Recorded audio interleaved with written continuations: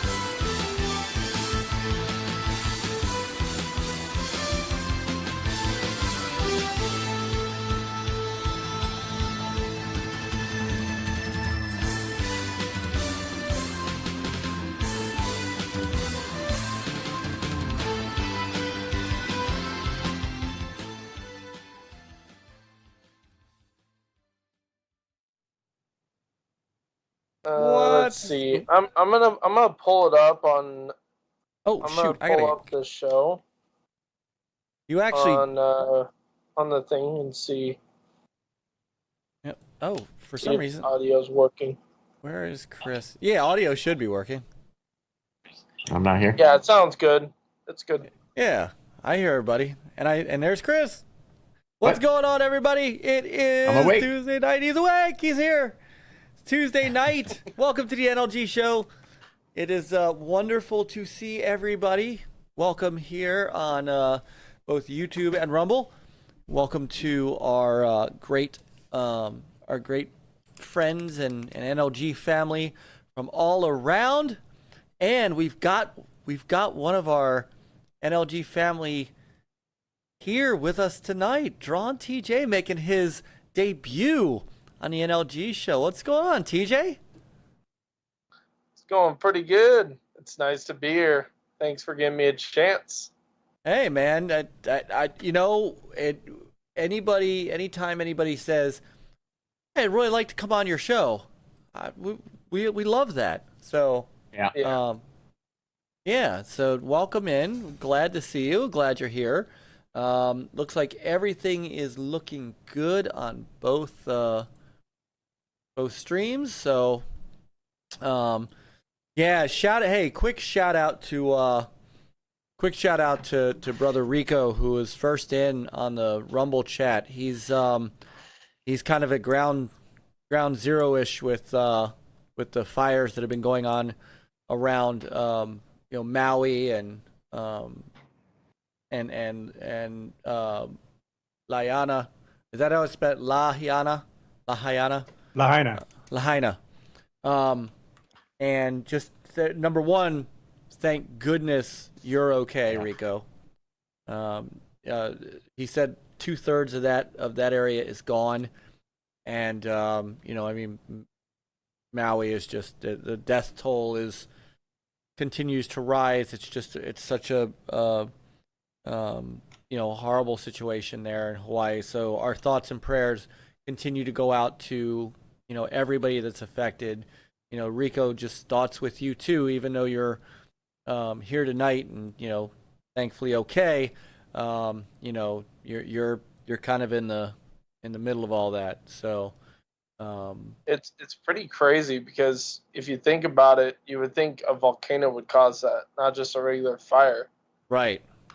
So but and to that end, I wanted to let me bring this up. Myke tweeted this out earlier this evening. He said fires were also in the towns of QuanSu and Haiku. We had way back, I don't know, 4 years ago. Was it that long? I was telling my wife about that. I think it was 2018. It might have been longer. I think it was 2018. Probably, yeah. When did Toe Jam and Earl? Didn't we have them on after we had Tommy?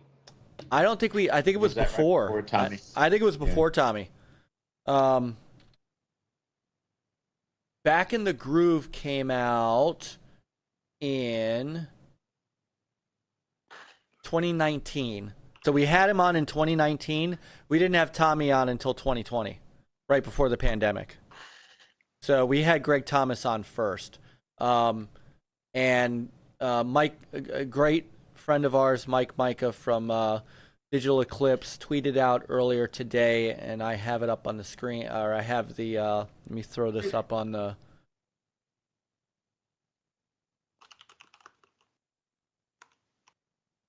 so Greg Thomas, the creator of Toe Jam and Earl, they lost, him and his wife lost their home in all that, and so they have somebody put up a GoFundMe for this.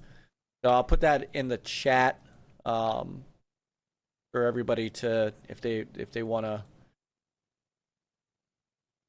Rumble is on a yes, Cousin Born. Rumble is on a time delay. There, it's not quite as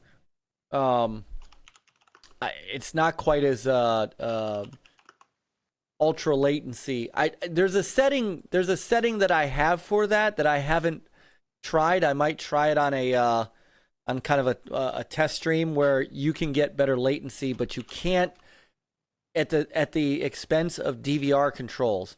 So not being able to back up and check out earlier stuff. So I might try that and see if that helps with the delay.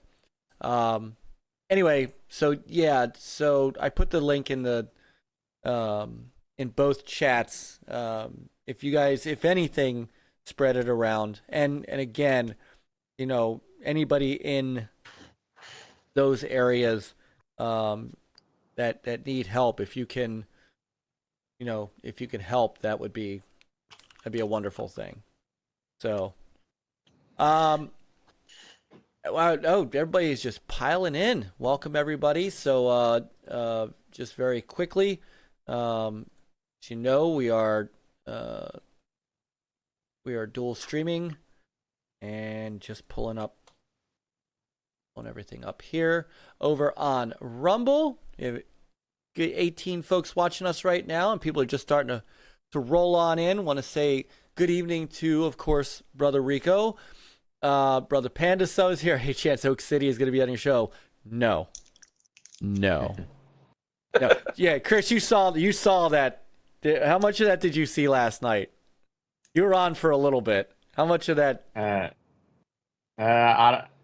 think I probably fell asleep, went to bed about 10, 20 or so. Oh, I don't think I was up past 10:30. Okay, you missed. That's 11:30 our time. No, you caught a little bit of it. I did. I caught him when he got in, and then he was interesting. Let's just say it got better from there. He was definitely an interesting cat. That's for sure. Yeah. Kind of cool. Yeah. Brother PJ is in the chat. Good evening. And by the way, I want to give a shout out to Brother PJ Smith. I met him 2 weekends ago when I took Jacob to West Virginia for school. He had found out what hotel we were staying at, and had like a really nice welcome basket in there for us when we got there. And then even though I did not invite him out for him to do that, he bought us dinner, Seth, Jacob, and I, because I took Seth with me. I took the Amico with me. We got a chance to play some, get his hands on it, because it's something he's been looking forward to trying out. So had dinner with him, hung out, and had a great time with him, and gave Jacob his number, and if Jacob needs anything, he said just call him. I mean, so I've got, when it comes to having this community, this incredible community, and these wonderful people around us, guys like PJ, who literally are like I will look after Jacob for you. I'm so humbled by, by the people that we meet and the friends that we make, and who are real, right? And so I just wanted to shout out PJ and say it means so much to me that, Jacob knows if he needs somebody there, and 3.5 hours away, I am, but he's only 15 minutes away from my son if something happens and he needs him. So that means the world to me, PJ, and I just wanted you to know that. So Panda Sub is here. Cousin Born is here. Who else we got? Brother Nick is here. Yes, Brother Nick. Brother Nick. And Brother Mike, can you please put up a soul poll?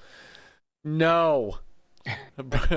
Brother Brian, I think Oak City was a little plastered. I think he was 12 sheets to the wind is what I think he was. So, we got you can't forget we just found a mass hole in the chat. Mass hole! Yeah, I hadn't gotten down there yet. Sorry, I found it right away. You can't miss that hole. Chat to this chat. Yes. So, well, we are combining the chats, as you can see. So down on the YouTube chat, we've got Sir X Man, who, I'm sorry, Brother X, but Chris didn't take a nap today, so we'll get you back next week, of course. Batman is not a superhero click. I love it. I love the name. Welcome. Glad to have you. Batman is a superhero. Well, he says no. So we'll have to, Well, that's like saying Superman's not a hero. Well. But Batman's not super. He's just a hero. He has no superpowers. Doesn't matter. He still solves crime. He still helps people. Yeah. Whether it's money or fighting. All right, hold on. If Batman's a super... That's right. He's Batman. If Batman's a superhero, is Iron Man a superhero? Technically, he's got a suit. He's got the Hulk suit. He's got also the one for Pepper. He's got the one for his friend. And then he's also got the Spider-Man suit he gave to Spider-Man. So, yeah, if you really think about it. Well, but he's not. But that's his only kind of ability. Without the suit, he's nothing. Well, true. Yeah, but the suit makes the man. This is true. This is true. Batman's suit does make him. No. Nate, 85 years of gaming. Biden says Amico isn't real. Vote for the other guy. Oh, wow. He's the world. All right, PJ says he's the world's greatest detective. Of course, he's a superhero. Nick says doing good, and I blame you for last night. I blame him too, because while we were sitting there going, all right, maybe it's time to wrap up. And Panda's going, no, I want to see the other puppet.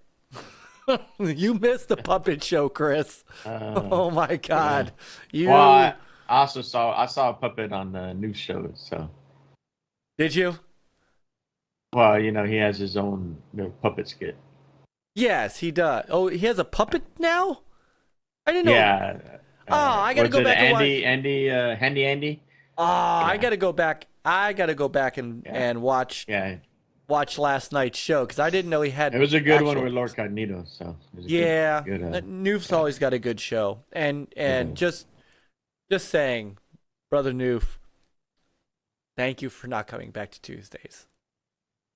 Thank you.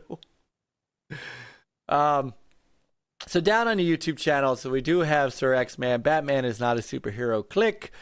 Brother Vinny Nazero. And anybody else? Nope. So, which is fine. And wait. Oh, Brother Yobi. There's Brother Yobi in the chat. So Yobi. And just a reminder, as we have we announced last week, and it's in the on Twitter and in the description of the YouTube channel.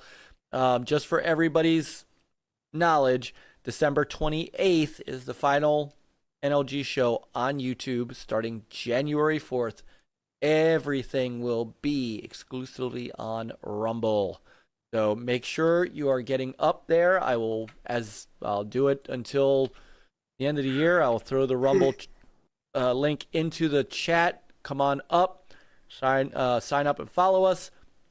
And if you are a YouTube member, part of the Friends of NLG, then also check out our locals, become a member of the NLG family. I've got something that I'm going to start doing that I'm hoping is going to help us to keep the show on track. With our local supporters, our NLG family, we're going to start a weekly, just for you guys, Ask NLG. So we'll have you ask a question if you want to ask a question of us that week, and we will answer it at the end of the show.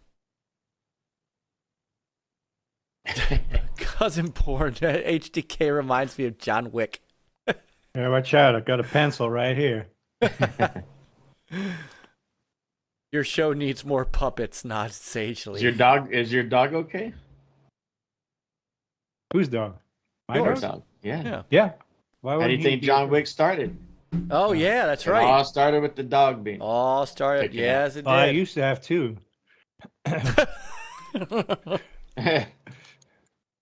Oh, my goodness. Is your Mustang okay? I tell you what, if someone takes out your dog and then takes out my Mustang, it's over. That's over. Oh, gosh, yes. So, oh, man. So thank you, everybody. Welcome. So, Chris, how you doing, man? We missed you last week. Yeah. He's our newest panel member. I'm part-time. Part-time, Chris. When I'm not napping. He's not, right. Yeah. No, it's been good. It was I did work. Funny is I worked Saturday and Sunday. I was off yesterday, and then I went in a little late after taking my 10-year-old to first day of school. Already? School. Wow. 5th grade. Yeah, 5th grade. So, but it's funny. I slept in until 4 a.m. That's sleeping late for me. Wow. So I actually feel all right. Wow. 4 a.m. Normally I get up at 3 o'clock because I don't like to rush in the morning. You know, get a little bit of bite to eat, coffee, and then get ready, and then I have to be at work by 5:15. So normal hours. You say that's normal. I guess for what you do, that is normal. It is, yeah. So, but it's been good. Finally jumped into Jedi Survivor. Yes. So I'm on the first planet doing the exploring, getting around. I finally got to the forest area. Beautiful game. So. Have you ran any bugs yet on it? I noticed a couple little things, just a couple little glitches, nothing major. But then I did get crashed to the dashboard. On one time, and I was like, okay, and I booted back up. But other than that, it's not bad. I enjoy it. It's a beautiful game. I mean, it looks great. It does. And get back into the combat. It took me a little bit to beat the big Night Sister in the beginning, but because I suck at those soul-like type combat stuff, and I have it on medium, Jedi Knight, or is it Jedi Knight or Master? Master is the 3rd level. That's what I'm playing on. But I finally said, all right, let me start pairing and this and that, and I just figured it out.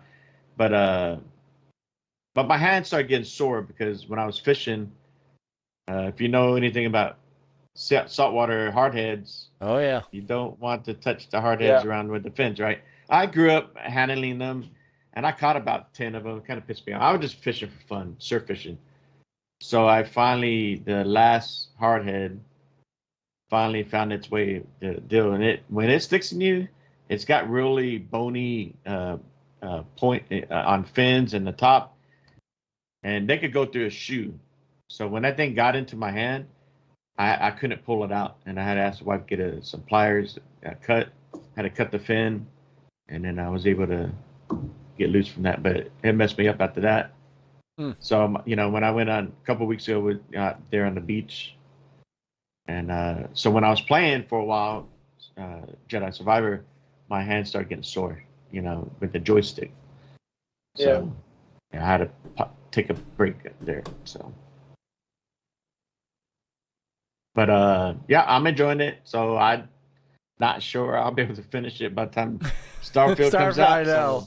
So once Starfield comes out, that's it. That's it. It's all early edition. Did you get it digitally, the Starfield, or did you get the collector's edition? I did the Game Pass and the digital, but I paid the for the digital. Because I found out this morning by listening to Boomstick's podcast. Yeah. One of the members was talking and saying that they got the collector's edition, but they're not going to be able to get the early access of. They get it on the 1st, but if you bought it digitally through the Xbox store, you get it automatically on the night of the 31st. So you get it a day before the people that have the collector's edition. Yeah. Which I think that's not fair. I mean, you're paying $300. Yeah. No, they should have at least first dibs. Yeah, definitely for a $300 purchase. Yeah. Yeah, I could understand that. No. Boring. Yep, I did catch a mermaid. It was a splash. Oh. Peter, how you doing? Ruby Splash Tail? You never. I got that reference. I know you did. Peter may not have gotten that one. Which one?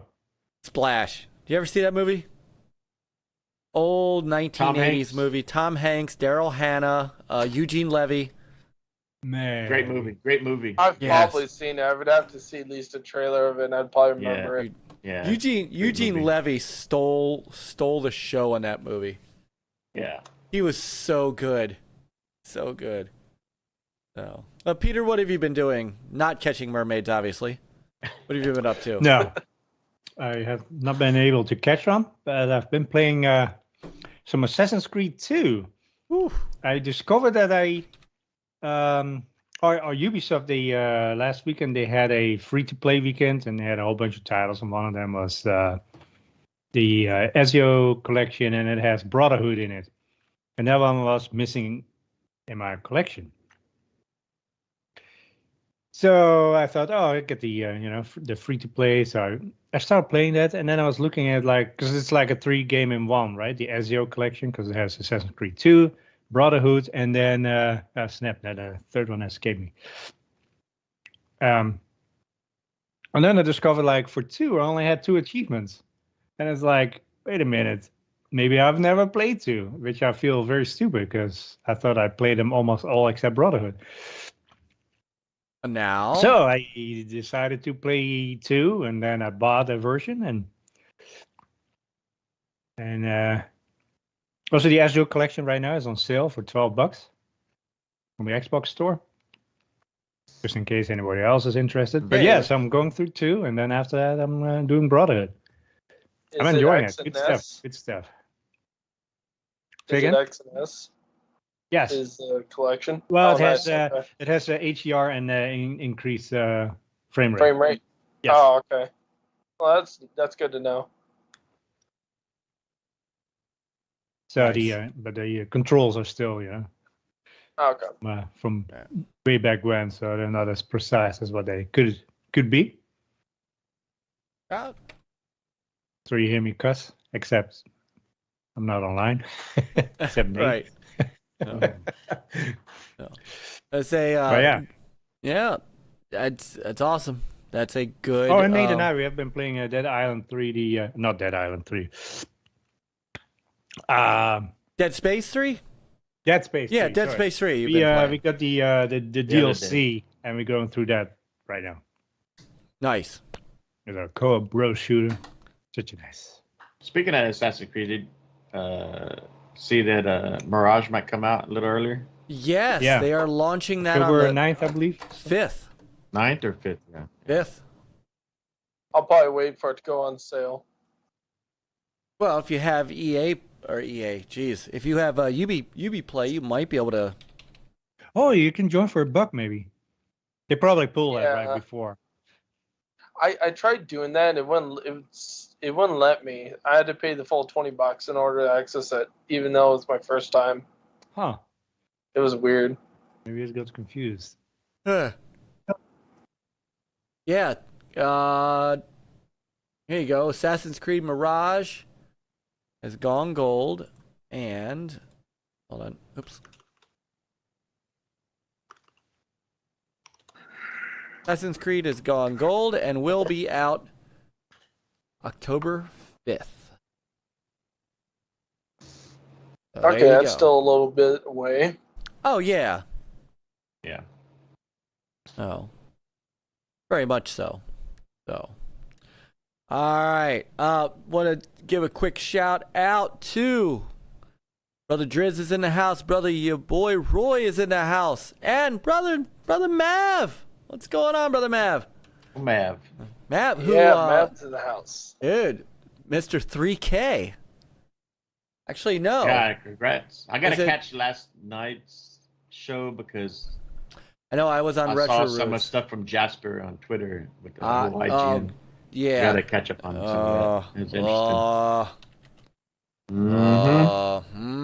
Are we You going know- to talk about that tonight or no? Oh, we could 4K. I'm sorry, I'm Mr. 4K. But this I is was- 60 and I was- FPS.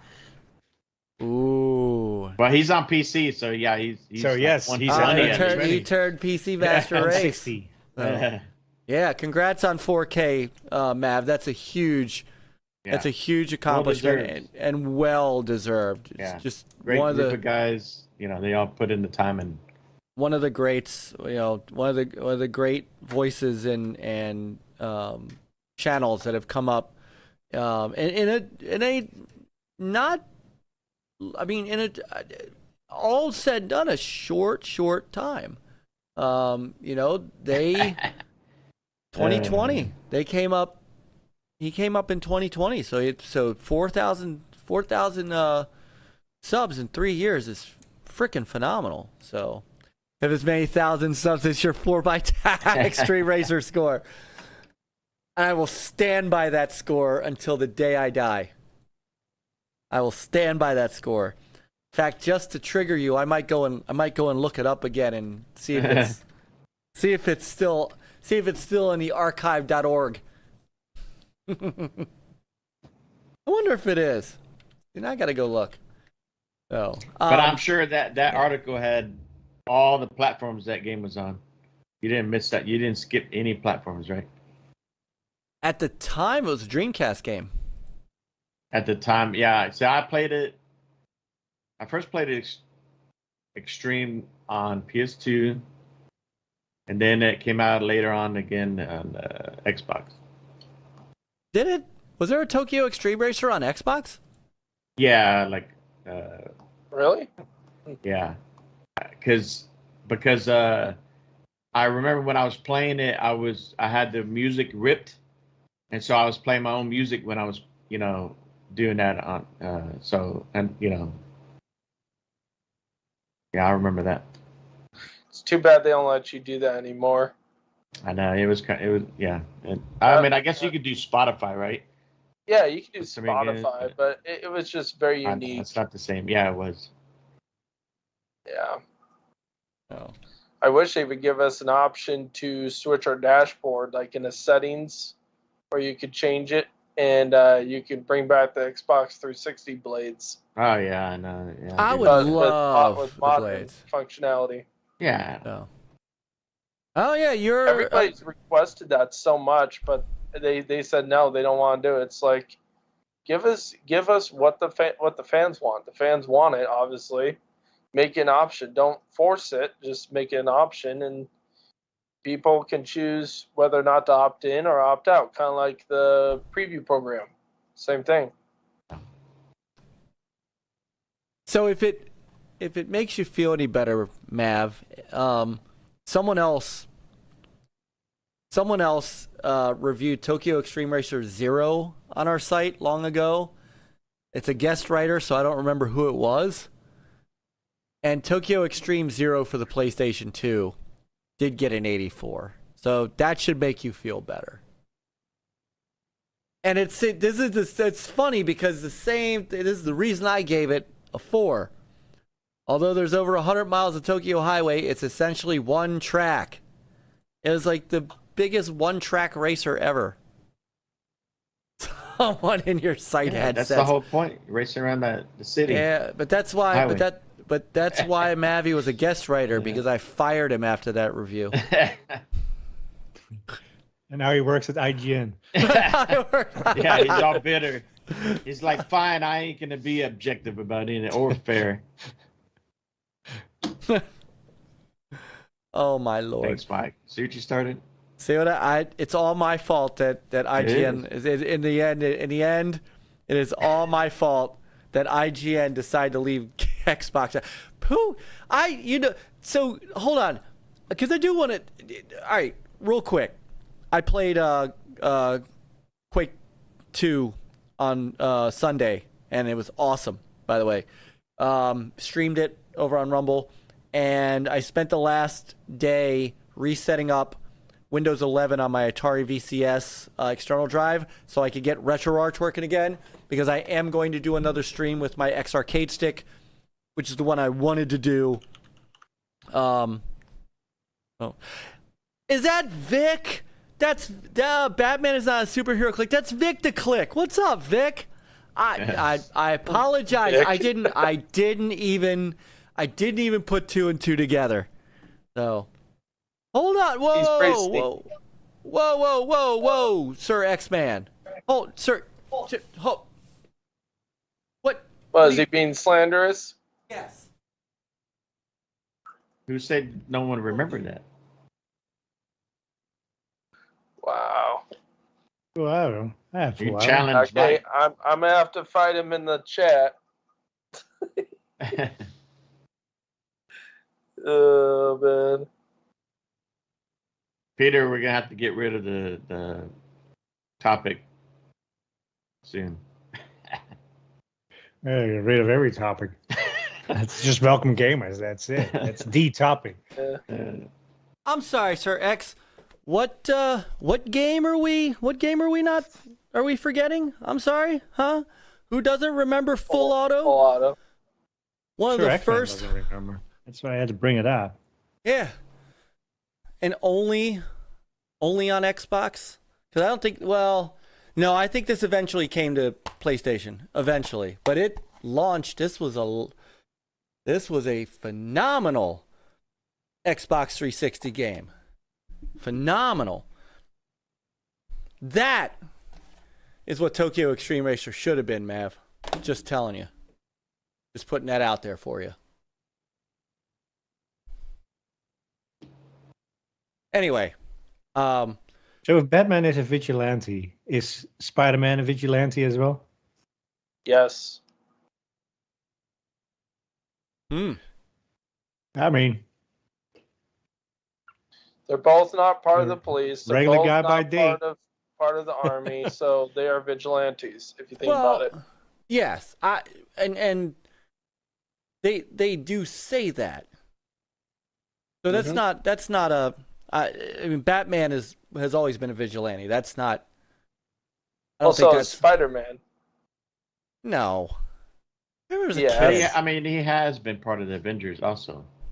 I remember as a At kid. some point, he went. Yeah, and he was an Yeah. Avenger. He wasn't. No.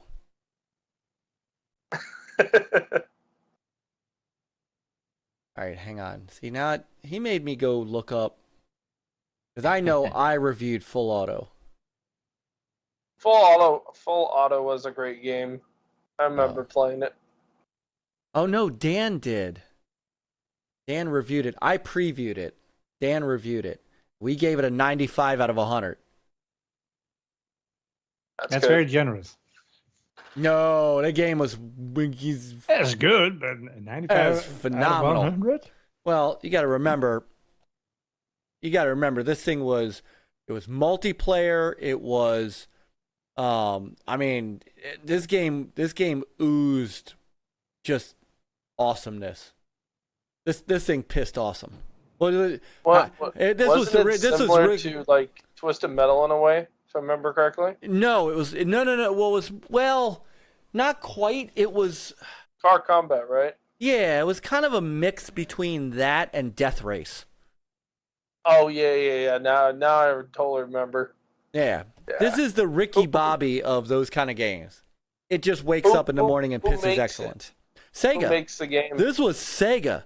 This was Sega at its best. It's not BC, is it? It's not, because then Microsoft needs to buy Sega. I know, but exactly, TJ. Buy them, buy and Sega. Then they can also make a Blur game. They own Vigilante 8, and they also own Blur under Activision. And Blur and Chrome Hounds. Oh. Yep. But they have music, licensed music on it.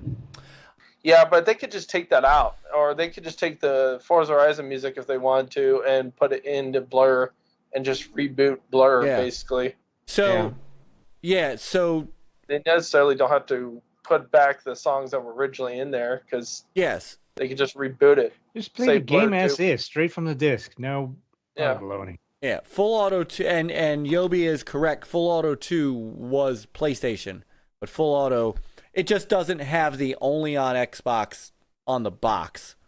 So, anyhow. Split Second, good game too, X-Man. Yeah. All right, so up in the Rumble chat, they are debating Batman. Yeah. BJ just said Batman's an orphan, give him a break. Rico says Batman is awesome in Injustice. PJ Smith says they're all vigilantes. Geekstorian said yes, give the rich billionaire enough money to rebuild Gotham 9 times over. A break because he puts on a mask and beats up people instead of doing, charity work. Which, hold on, Bruce Wayne doesn't do both. Bruce Wayne was a philanthropist. He did. Yeah, there were all exactly. Thank you, PJ. Charity, and he employed many people. Yes, the Wayne Foundation. Hey, did you guys ever watch the show Gotham Knights? There was only like one season. It's on Max. Yeah, but if you watched all of it, Bruce Wayne was gonna give all of his money to the poor people. Yeah. It was a good sucks series. They canceled it. Yeah. I think it ran its course. I said somewhat, and too, the guy that played Joker is Cal Kestis. Oh, is really? he? Yeah.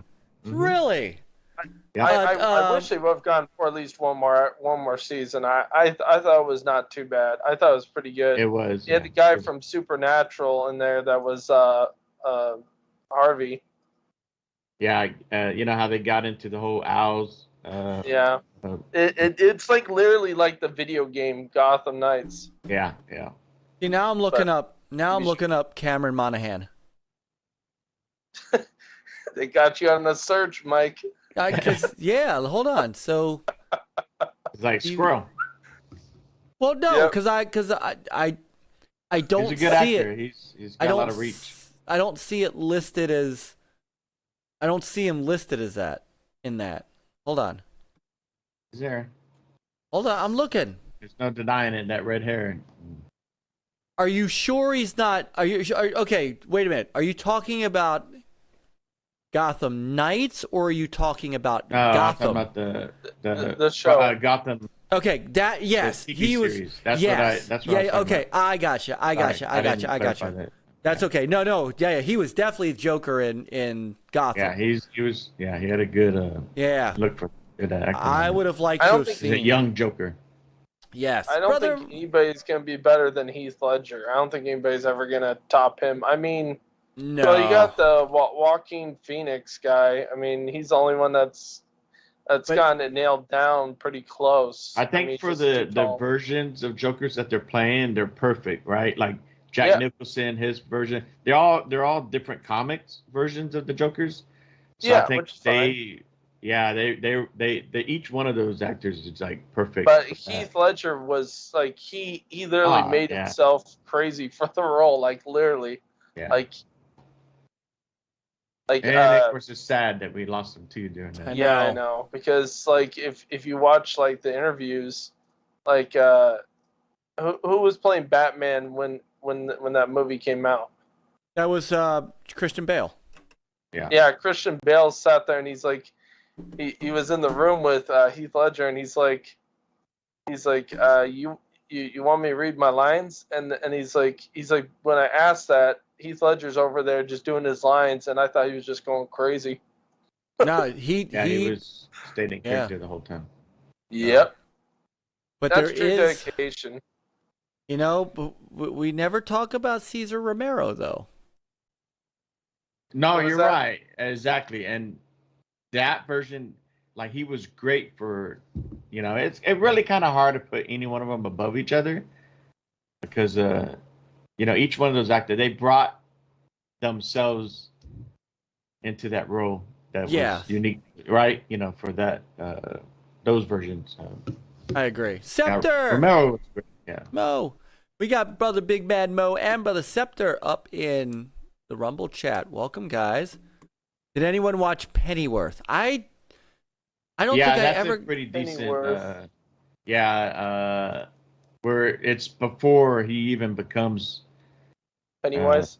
No, you know, Alfred. Before he even comes to Gotham. Before he comes off. Before he becomes a clown. Before he becomes a Joker. No, that's Alfred Pennywise. No, that's an interesting deal on how that, you know, they put, you know, and then a young, not Bruce Wayne, but his dad. Shoot, what's Thomas? Yeah. Thomas, yeah. It's pretty cool. It's serious. That is cool. So, by the way, we do have, you know, games. Oh yeah. Yeah, you know, gaming. But you left it up to Peter to keep us on track. You know, he's slacking. Well, yeah. I just said he's got to let me know when it gets on 11:30. So yeah. By then you have to take the topic out by then. Right. So. Oh my goodness! All right, so welcome everybody. We have just I'm in awe of this. We have 13 people watching on YouTube. We have 25 people watching on Rumble. Can we get to 50 tonight on Rumble? That is my goal, is to get 50 people watching this show. Rumble's winning. We've been hit that. I believe it helps if you hit the thumb. Try to share it out. It would help out a little bit. You know, we appreciate that. You know. It does. But I'm also just taking a look. We are, you know, you click the gaming category, and there we are on the top row. We are right there. I love it. Oh, now you just got another watcher. Nice. No, and thank you. Nice. And now we've got. I got a notification, like my phone buzzed. And Vinny Naziro has started following. So we're at 96 followers. We are this close to 100. This close to 100. Yeah. So, and you know what? Everyone share it out. Yeah. Really, everybody. And you know, TJ, I want to say thank you. You really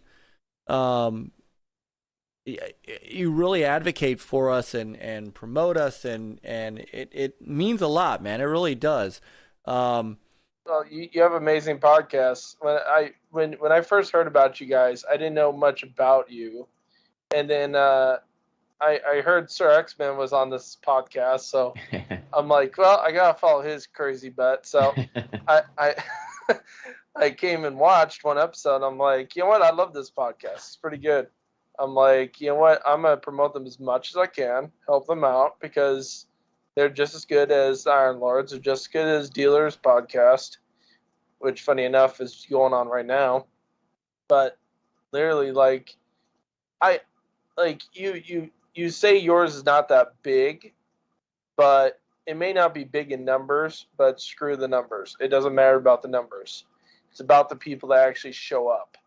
You can have 100,000 followers or subscribers, and if only 3,000 are showing up, the other ones just subscribe because they did it for because they just want to see it once in a while, or 2, they are just too busy and they don't come, which is not disrespectful, but it's just the truth. Yeah, some of it's click and forget. If I was you, I'd be more humbled of having small numbers, because that means everybody's showing up, and you know that for a fact, versus getting a lot of numbers, but only half your fan base is showing up and actually wanting to listen. Does that make sense? It does. Yeah, I appreciate that, TJ. Yeah, we've come to realize, and we're okay being where we're at. We've seen a lot of growth the past couple of years, especially once we started getting Miko and Tommy came on, really started moving, and me, Mike, and Peter really found our groove, and the community has really grown a lot. Like once we're able to form GUG, and meeting a lot of Miko friends and retro, and a combination, a little bit of everybody. It's really cool. Yeah, and it's just been great. I mean, like you said, we have our same friends in chat that have been coming every week, and just joining us no matter what. And it's just it's fun. It's humbling, and we love it.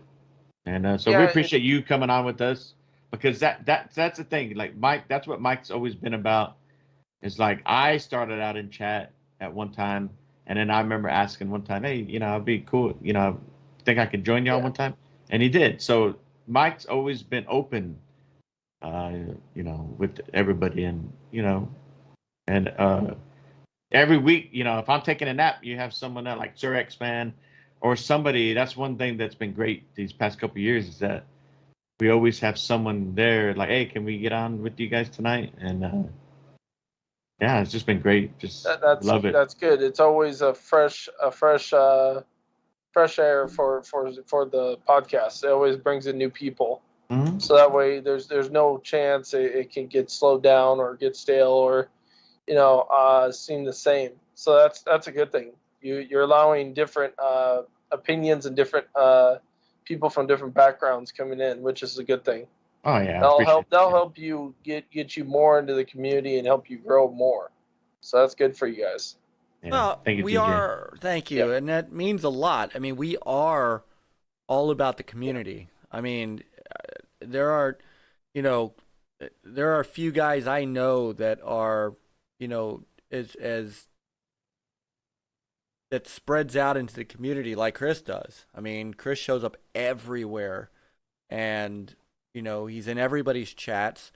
That's why I'm tired. I try to be, but there's just so many freaking podcasts, man. Yeah.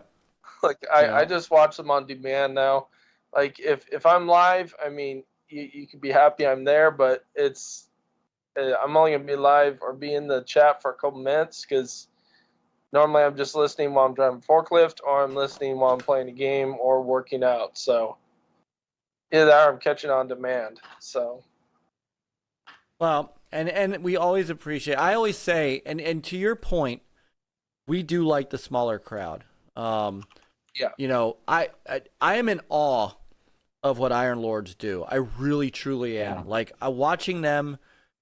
And I've known them since they were a small show on Tick Gaming, and I watched them hustle and work and grow into what they are today, and I'm in absolute awe. Oh, their podcast is amazing, especially with King David, where he keeps saying there's not going to be a PS6. Absolutely. Yeah, those guys that, like we've known them for a long time, and each one of us has been on their podcast at one time, a long time ago. Yep. And they're just great. The chemistry, not too many people are fortunate to really do a podcast with friends they've grown up with. Yeah. Like they have. So it's unique, and they just bring it every week, and it's great seeing them grow to where they're at. And yesterday, and I don't know, Mike, if you caught it, but Lord Cognito said that he might have Peter Moore on next week. Man, So we'll see. I've been trying to get Peter on this show for 5 years. Well, I guess Lord Cog sent out a deal on X now. I keep trying to think Twitter, but I guess it caught Peter Moore's attention. But the Iron Lords have been catching a lot of people's attention, and I like seeing, like we've been talking about IGN. I think IGN and GameSpot. I'm not trying to bash those guys, but I will. People like the Iron Lords are the ones are starting to get that attention they deserve from everybody. Yep. And that's where the community's leaning towards, not the IGN and GameSpot stuff anymore, Kotaku and all that other crap. I think we all need to rely on you guys. We need to rely on Dealer. We need to rely on Cold Eastwood, Boomstick, Gaz. I could think of so many freaking names, but I'd rather get the information from you guys rather than IGN, because IGN, someone is literally just writing a BS article, or they are usually being biased, or they just have an intern that doesn't know anything about what they're doing and likes to piss off a fan base or two. So I don't subscribe to them. I don't like watching or listening to their podcasts, IGN. I don't like them. I like Destin. Destin's pretty cool. I like Destin. I like Destin. When he's on his own podcast, he's cool. Yeah. But I really think, like, even Boomstick this morning said he thinks that he should go and actually create his own, like his very, very own, on his own podcast. He should. Not like you guys are doing. He should. Think he should. He's done enough on his own to where he's got the numbers to back it up, and he he's does. got the He doesn't need professionalism to IGN. back it up. Yeah. Yeah, he doesn't need IGN. No. Well, rather than get into that and just upset ourselves, Sir X-Man said if you get sleepy, he's coming in. Man, I better keep my drink away from Sir X-Man. He's gonna put something in my drink. Oh no. So TJ, so I know it's taken us an hour to get here, but this is you guys all know this is how it goes. We do this with all of our first time guests. So this is the segment that we like to call Get to Know You. We want to, we've seen you in the chat. You've interacted with us here and on Twitter and now that you're here, we want to kind of get to know you a little bit, and for people who are watching and who you've been in the chat with, now they see you, kind of tell us all about how you got into gaming, what you like to play, young TJ as you were being drawn, Okay. right? So let's we want the origin story. Okay. Yeah, I originally started on PC before I went to PlayStation 1. But on PC, I played Doom at the age of 5, and I played Command & Conquer at the age of 5. Nice. And then I went to Need for Speed, and then Midtown Madness. And then eventually I went to PlayStation 1, where I kept playing Need for Speed. I played Jurassic Park. I played Mortal Kombat. I played all those games. And then eventually, when Xbox came out, I ditched PlayStation and I went straight to Xbox because I saw Halo, Mech Assault, Blur, which eventually came out on 360. But no, I liked my favorite games or franchises would have to be Mech Assault, Halo, Command & Conquer, Need for Speed, Midnight Club, and also Phantasy Star Universe. Yeah, Ooh. but yeah, no, I have a very unique background, in terms of games I've played. So Yeah? I'm not just generic where I've only played shooters or racers or those two only. I played strategy games to turn-based to a little bit of everything. But yeah, like I got so many games, it's ridiculous. But when I got to Xbox One, when I got my Xbox One the first time, that one I played. I remember playing Rise Son of Rome. Oh, and yeah. That was a beautiful game, and it Oh, still yeah. is. Still today. Yeah. Yes, it is. Fantastic, I wish they would hurry up and make a 2, but they don't want to work with Microsoft, so they might just have to buy them. But just saying. Yeah, but Get that Crytek no. engine. Otherwise, that's basically it. I mean, like I said, I didn't really jump around on too many consoles. Like I went from PC, PlayStation 1. I didn't go on PlayStation 2, 3, or 4, or the 5th one. I just skipped ship over to Xbox. I still own all my Xboxes. I own all the best versions. I own the Xbox original, Xbox 360 Slim, Xbox One X, and I own the Xbox Series X. So I own all versions, and they all work. They have not taken a dump on me to the point where they stop working. So as long as you take care of your consoles, they'll work. As long as you take care of them. Yeah, nice. And I guess Yep. you still have a lot of the physical games from all that. Oh, all yeah. Those? Yeah. I got 200 games. Yep. Nice. And I used a mod. So whenever there was a car that wasn't in a game that I wanted, I would mod it in. And then, for instance, I put Halo weapons in Call of Duty and Call of Duty weapons in Halo. Nice. But obviously, Microsoft frowns upon that, so I can't do that anymore. But I wish I could. Hopefully, with Starfield, we can get a Doom planet, and because they got full mod support, they're just going to vedicate it to make sure there's no profanity or no nudity or anything like that. So they're going full. Wait, no crazy space on- nudity? That's Yeah. I mean, some people wouldn't mind it, but you know, they don't want the kids seeing it, so Yeah. they're gonna obviously check that. Yeah, this isn't But, this isn't Mass Effect. We're not having space sex. Yeah. Well, you can romance characters in the game. Remember, Todd Howard said that. Yes, So- but that's different. You could take them to a movie. You never know, buddy. you can take them to the space movies. Yeah, But exactly. yeah, no, I can see the modders like bringing in the Pillar of Autumn, Star Trek, Star Yeah. Wars. I could see them going freaking nuts with that thing. And I see them eventually making a co-op mode eventually. Because if you got full control of mods, and this will be the first time in a Bethesda game they've allowed full mod support on console.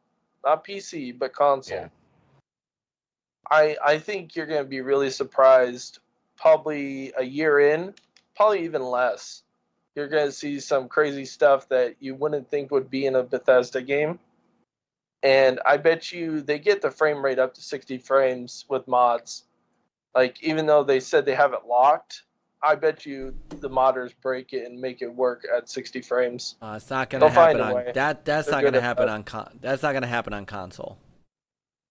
I say don't never. know. We'll see. The modders are freaking crazy, man. I mean, Yeah, but Xbox is still I've a seen the closed stuff environment. they've done on PC, and I've seen what they've done on consoles when they jailbreak a console. So, who knows, man? It's up in the air. I mean, the modders are very, very unique and finicky, but at the same time, they can do anything they wish. I mean, I think Starfield's going to be a great game. I'm excited for that. And I got to mention one game that I did used to play. Here's another great franchise, and it's coming back, by the way. It'll be back next year. Test Drive. Yes. I love Test Drive Unlimited. Yeah. Always loved it. I think Forza needs to take a page out of that book. Real dealerships, real auction place, an actual real club. And you can walk Not- around. Yeah. Well, you don't Remember have that, to like do before the that. race, You don't you even can have walk to do around that. and Just get at in least each make other's it so you cars, can at walk least, into a dealership, you know? Yeah. Chris, yeah. At least do that, because I love Forza, don't get me wrong, but the problem I've had with Forza Horizon is that I get the cars too easy, or 2, I have to unlock them through a stupid challenge, and sometimes I have to play with racers, and sometimes the people online are not that good. And so I sit there for an hour trying to get one car out of a challenge, and it's just a pain. So I'm hoping with this new test drive, I'm hoping that it'll make Playground wake up and say, hey, we got competition. We need to do something to change it up a little bit, because the crew is starting to copy Test Drive and Forza. They got the festivals, which is Forza, and they chose Hawaii, which is funny enough, that's where Test Drive started. Yeah. At least the unlimited version did. So I hope Forza starts changing, because they're gonna need to. Me and Fuzzy Belvedere both have said that they need to do something, because they can't just keep, just moving it to a new location, add only a couple new cars here and there, and then call it good. It's like, you need to innovate. I mean, obviously they got the environment down where they're at, and it's beautiful. Yeah. But I'm ready for them to move on from the whole Horizon deal festival. And we talked about it before. It would be great if they brought back the Project Gotham series and give that to Playground and bring that back. Oh yeah. Mm-hmm. Or maybe Turn 10, because Turn 10 is going to make Forza Motorsport into a live service game. So in the meantime, you can pump out a Project Gotham in 3 years. Well, maybe Playground would go the same route. But they need to drop the Horizon name. I mean, me and Fuzzy Belvedere is a big racer fan. If you guys know him, you guys probably do know him. He thinks that Turn 10 and Playground should merge together, because they would be able to work together more closely, and they'd be able to help each other get games out a lot quicker, but also innovate better, because they'd both be working together versus working separately. Well, Playgrounds work on Fable too, right? So you can just start doing other stuff for people who used to work on the car stuff. You gotta remember, that's a second team within Playground. So they literally they hired more people, and they literally split. They didn't split the whole studio, but they took like a portion of them and made a separate team within Playground.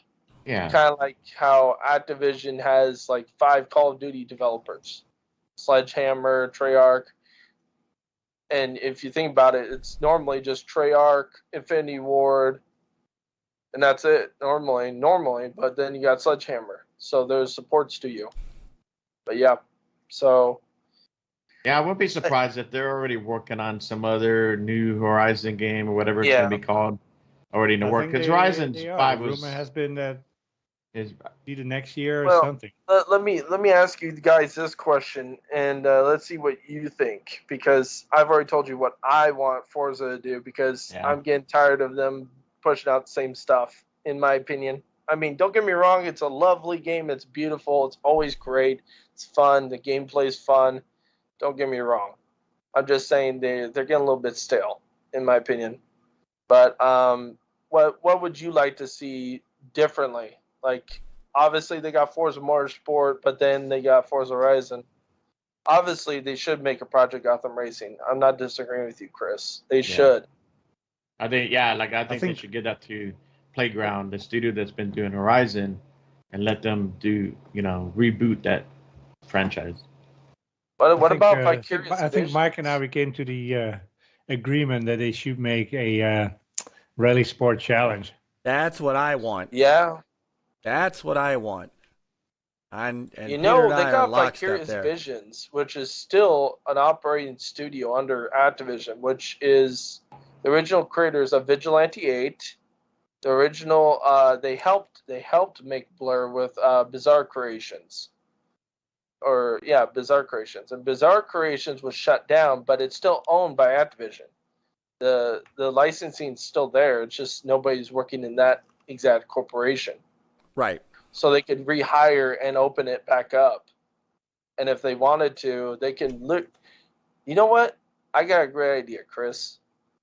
Let Playground make a Project Gotham Racing, but send over like 4 guys from Playground that know the engine very well, and have them make Forza Horizon / Blur car combat game. So with the graphics of Forza Horizon, but with modern cars, but with effects, and have Bizarre Creations make that. And so Playground will be making, in the meantime, Project Gotham Racing.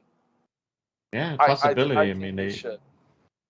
Bringing it, acquiring Activision. There's so many possibilities. Oh yeah, and they're gonna own what? How many studios, Mike? Or any of you guys know? 23? No, not 23. No, they're not that big. They're not that big. Activision is studios. Well, let's see. Activision they're at 20 something now, right? Right. There's because they acquired a company while being bought. Also, they bought someone that made RPG. I can't remember what it's called. It's a very small one. All right. Well, they have Binox. Okay, that's one. They have, of course, Activision themselves, Blizzard. Yeah, of course. They got Vicarious Visions. They got Bizarre Creations. They've got High Moon Studios. Digital Legends, Demonware, yep. High Moon, Infinity Ward, Raven. Yep. That's 9. Sledgehammer. Shanghai Studios. Yep, that's 11 now. They easily got 15 studios. Let's just play it safe. There's at least 15, and then that's not even including the support studios. And the one I told you they acquired while they were being bought. So right, yeah, Microsoft. If Phil, I know Phil Spencer's a gamer, but if he wants to go full gamer, like full gamer Phil. If I was him, I would go to all the old studios that that were operating, and I would ask any of the employees, just throw it out there, just kind of like fishing, just put the bobber out there and see what happens. Just sit there and say, hey, would you guys want to restart up Bizarre Creations? Do you want to make a new version of Blur but with the Forza engine? Or would you want to you go to the Playground and you say, hey, you want to make a Project Gotham Racing? Well, I think let's let them finish Fable first. Well, of course, yeah. Well, you gotta remember, Eidos Montreal is helping with Fable also. See, that's another thing. If Microsoft's smart, or if Phil Spencer's smart, I'm not saying he isn't, but I'm just saying, I would wait on buying a publisher, and I would go buy all the studios you're working with. Stern Infinity is number 1, because they literally are the lifeline for frickin' Halo. The guy that literally created that studio created the medal system, the ranking system, and everything else for multiplayer for Halo. So he knows it in and out. And they also helped with Warzone for Call of Duty. So definitely get them. You gotta go get Crystal Dynamics. They're making Perfect Dark. If they get snatched up because Embracer Group's hurting a little bit right now, you're screwed. So you definitely need them. And then Eidos Montreal is helping with Fable, so you definitely need them too. They made Guardians of the Galaxy, so they're obviously a good studio. They know what they're doing. Absolutely. That's what I think. I think they should do that as soon as the ink dries. They need to do that immediately, and those studios can be under the what's it called, the threshold where they won't get in trouble by the regulators, which will be nice. Yeah. Yeah, I will be interested in what happens once this ABK deal is done. When do you think it will be done? You guys got any ideas? This month, supposedly. Yeah, supposedly. And CMA should be closing out by the end of the month. So. People were saying last month, but they delayed it and extended it. Yeah, the actual extension date is October now. So yeah, that's the latest. I think they're expecting. I mean, we're mid August now. I'd like to think. I don't know. I'd like to think sometime in September. It would be nice. Let them get Starfield. Well, let them get Starfield out the door, and then hit that news next. So, well, and everything once everything gets done, the ink dries. Like you said, Starfield's out. October we get Forza out, and then possibly. Well, yeah. I mean that, of course, but still want to be under. Well, if that 10-year deal starts immediately after the ink dries, it null and voids the original contract, because in the court documents, you got to remember, Jim Ryan came out and said, "Why would I want to market tens of millions of dollars to my competitor if they're going to be the owners of the product? And this is the last year I'll begin a game. So why have the marketing rights for next year, and it won't be a game next year?" Well, they signed the contract, so we don't know what all was in that contract, right? Well, I'm just saying, because if it starts right away, it null and voids it. So. No, well, Microsoft doesn't typically do that. That's what we're hoping. What we're hoping. I don't care. I mean, honestly, to get it in Game Pass, I don't care. It's really funny. I could care less if Sony still marketed the game, as long as I get it in Game Pass. Well, that's what I'm saying. I'm talking about in Game Pass, because they got a clause in there that won't let it. Right, as far but as their marketing. Clause, so that's why I'm saying if it null and voids the contract, it doesn't, and that's the thing. So you got to remember that, and this has been consistent from Phil Spencer.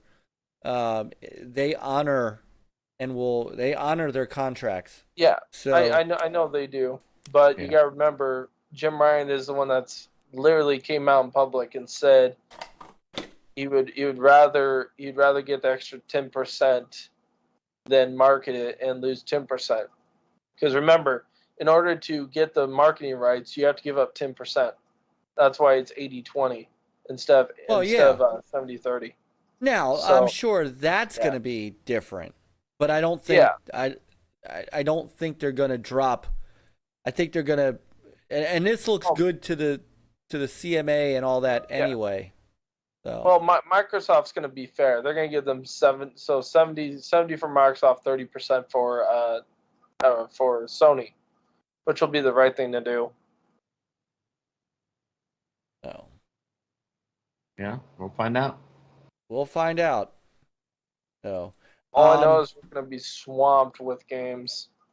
As soon as that ink dries, regardless, oh my God. Well, not just that, the Transformer games too. Yep, not just that, but I mean, I don't know. I'm waiting on Spider-Man 2 to hit. That's going to be October as well, so I got to add that one to my list. Yeah. Which is going to be a great game. It's funny. I'm probably going to play it in performance mode, because I don't care about ray tracing and any of that. I want the 60 FPS. Are you gonna play Forza Motorsport when it comes out? Oh, of course. I love Forza Motorsport, but it kind of there's only one mode that they don't have that's driving me nuts, because they didn't have it in the last one. They've had it in all the other Forza Motorsports, AI and private lobbies, because sometimes it's fun to go online and race random people, but then you got these D-bags that like to run you off the road because they don't know how to race.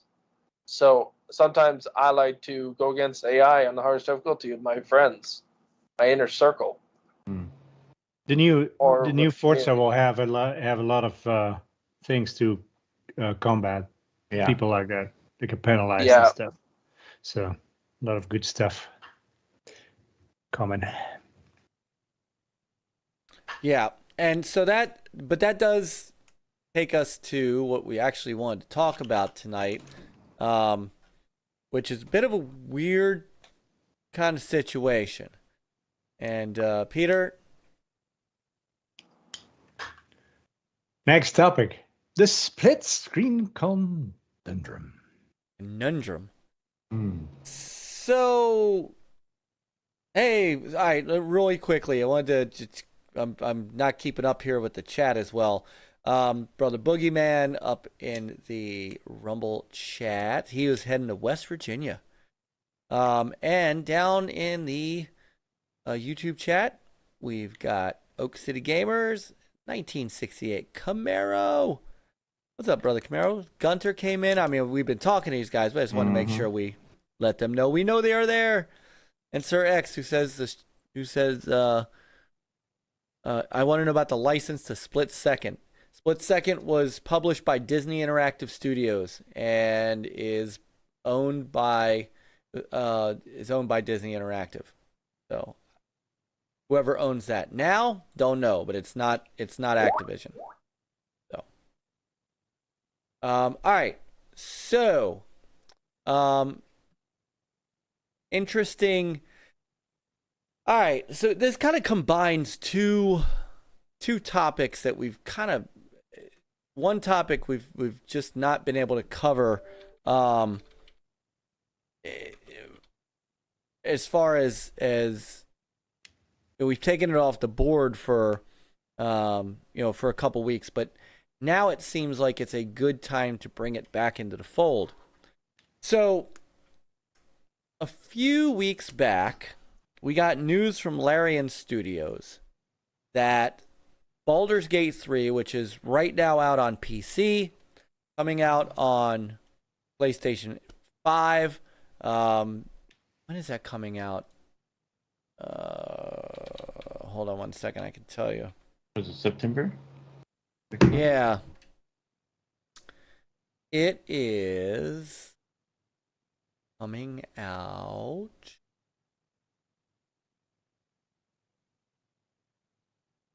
September 6th for Mac, PlayStation 5. There is an Xbox Series X and S port that Larian is working on, but they have not announced a date because they ran into what they consider technical issues with the split screen co-op on the Series S. Now they're working on it. They're not giving up. They're not, they haven't stopped developing it, but they are stuck, and that may push the Xbox Series X and S version of the game into 2024. At the same time, we got news that Forza Motorsport, the upcoming game, will not have a split screen mode at launch, which I did not know this. And two other features, by the way. It's not going to have split screen. It's not going to have spectator mode, and drag it's not going to have racing, drifting, and AI in private lobbies. Those are all the modes that they're missing. Right. So that's what's not going to be there at launch. Now they are doing some other things that are kind of not only taking precedent, but are new things that are entering the Forza line. One of the things that I thought was really interesting was their live race weekends. Also, when you pause the game, if you are in the middle of a live race, your Drivatar AI will take over, albeit at 70% of your speed. So you got to kind of be careful that you're not just you're not just taking.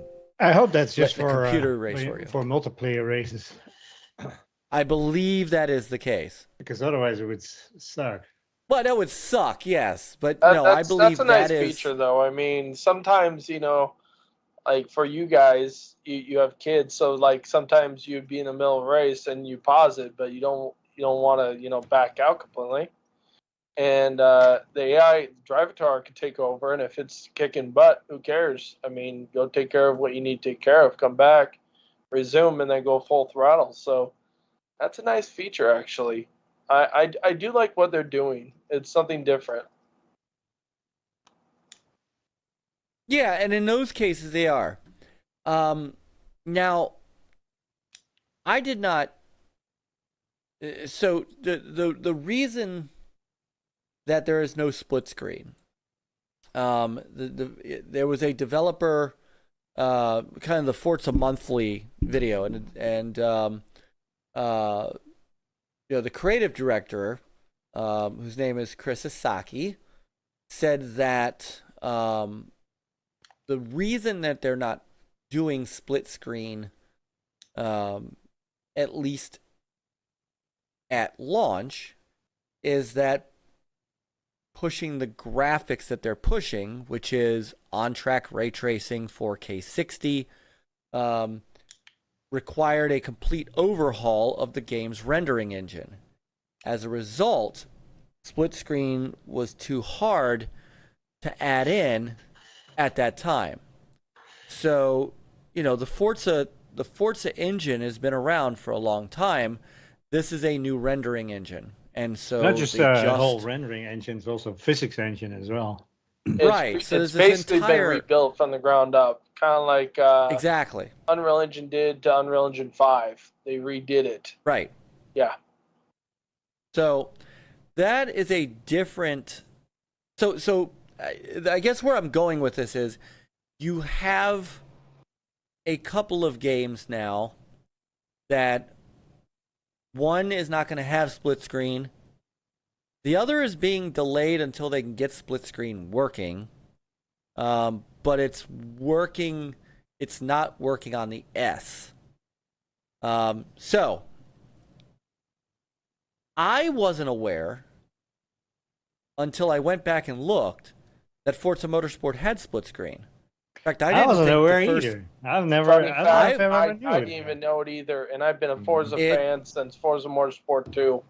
Yeah. So I've been a fan since the OG. What's that? Yep. It has it. It's hidden really well. Yeah. I mean, well, it's on the back of the box on 2 and 3. But on 1, it just said 1 and 2 players, and I didn't put 2 and 2 together. But Forza Motorsport has had split screen for its entire life. So this is, it is sort of is mirroring Halo, right? Halo had split screen forever. Halo 5 did not have it. And Halo Infinite does not. Yeah. Now, we all said we didn't know Forza Motorsport had it. The game is still coming out. So, unlike Baldur's Gate, we're just not getting it. I'm assuming by the fact none of you knew it was in there, and including me, in this particular game, it's not that important of a feature to have. Yeah. Yeah. For us, it ain't. I mean, now, how many people are actually sitting down in the same room and willing to play a track racer? Remember, this is not Forza Horizon, which I can understand now. That if they had it in that, I could see people throwing a holy fit about that and saying, because it's open world and you want to play with your friend, you want to play with your brother or sister or your daughter or your son or whatever. But a track racer, not so much. I mean, unless if you could tell me there's about 100,000 people that want that feature that bad. I mean, the fact that we've all played Forza Motorsport, all 4 of us, and we didn't know there was a split screen mode, tells you a lot. I mean, that's pretty sad. Well, I'd be interested to know. You make a good point. How many people? I mean, there is some consternation, but it's all as it always is. It's all online. We don't know what the real world implications are for people that actually don't, do or don't play. I will say, I find myself empathizing with folks that are, that are not happy about this, because I seem to remember not being happy about, Halo not having it. True. Split screen or the co-op at launch? Both split screen Just and in the general. campaign co-op. The campaign co-op was another one. I mean, it was already bad enough they didn't have the split screen, but the problem was they didn't have the online co-op, and it was like you could at least do that. That would at least make sense. But now here's the only thing that I'm also unsure of as far as the difference. Halo, Bonnie Ross assured people that it was going to be there, and then they pulled it. See, that's not managing expectations. Yep. That's bad. Right. She made promises that she couldn't make. I talked about this on Doomsayer's Network on his podcast, and they asked me what I thought, and I went off. I went off on Bonnie Ross. I said, "You're the head of the damn studio. It's like you are the one that's in charge of all the people. I don't care. That the blame goes on you. It goes onto the top of the brass, and that's the thing." And she like, you gotta remember, they had 5 years to make Halo Infinite. 5 years. Do the math. Even with COVID, it doesn't matter. It doesn't matter. Regardless, you gotta think about it. They had it in Unreal Engine originally, the first 2 years. Then they said, "Oh well, it's not working as well. It's we don't have it down as well. You know what? We're gonna go back to the Blam engine, but we're just gonna refine it. Make it better." And they did. They did a good job. The gameplay's amazing. It's like one of the best FPSs out there, in my opinion.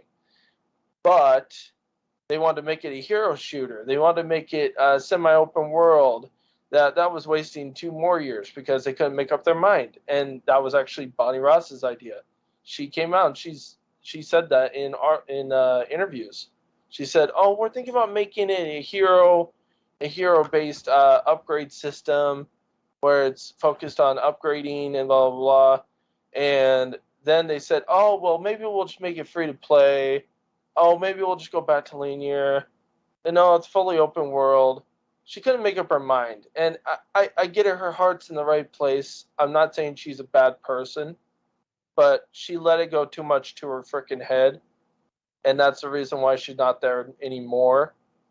And they made a great game, but they literally ruined as far as the casuals playing it, they've ruined it. Because nobody's going to go back 2 years later after you've fixed everything you've done. I'm sorry. It's not going to happen. People are going to play Fortnite. They're going to play newest Call of Duty. They're going to play Starfield. They're going to be playing other stuff. They're not going to come back to Halo. Only the hardcore, like me and you and Peter and Chris, are going to be the only ones that will actually go back because we like Halo, or we played it and we know it. Yeah, I kind of got a little bit heated on that, and it's like what Fuzzy Belvedere said. He said, if you know you can't promise the features, just keep your mouth shut and just work. Okay, so having said all that, and I wasn't trying to necessarily rehash the Halo discussion. But no, all good. I mean, I'm glad you gave, but I guess where I was going with this was, I don't remember in any of the announcements, the demos, anything, them saying that this Forza Motorsport was going to have split screen co-op or split screen multiplayer. And I think that's where while I understand it, I totally understand it not being in the game, right? And if you're upset because it's not in the game, I'm I'm with you. I trust me. I can't be that hypocritical where it's okay for me to be upset something's not there.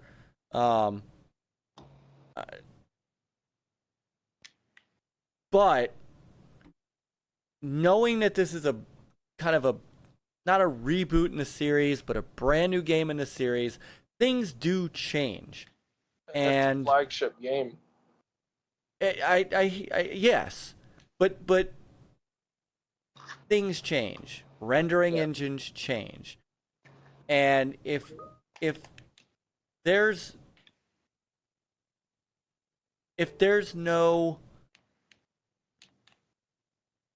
was no expectation that this Forza Motorsport was going to have split screen multiplayer, then it not having split screen multiplayer is simply, in my opinion, is simply just a matter of it's a new game.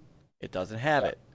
And I don't know that is something you ping turn 10 on the same as you ping Bonnie Ross for Halo Infinite. I think they're very much two different instances.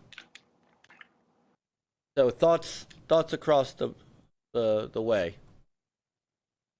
Yeah, I agree that these are two different, especially after the fact, like Dan Greenrod and this new guy had the luxury of seeing the way Bonnie Ross and 343 handled it by speaking out first before they 100% say no for sure that is possible, right?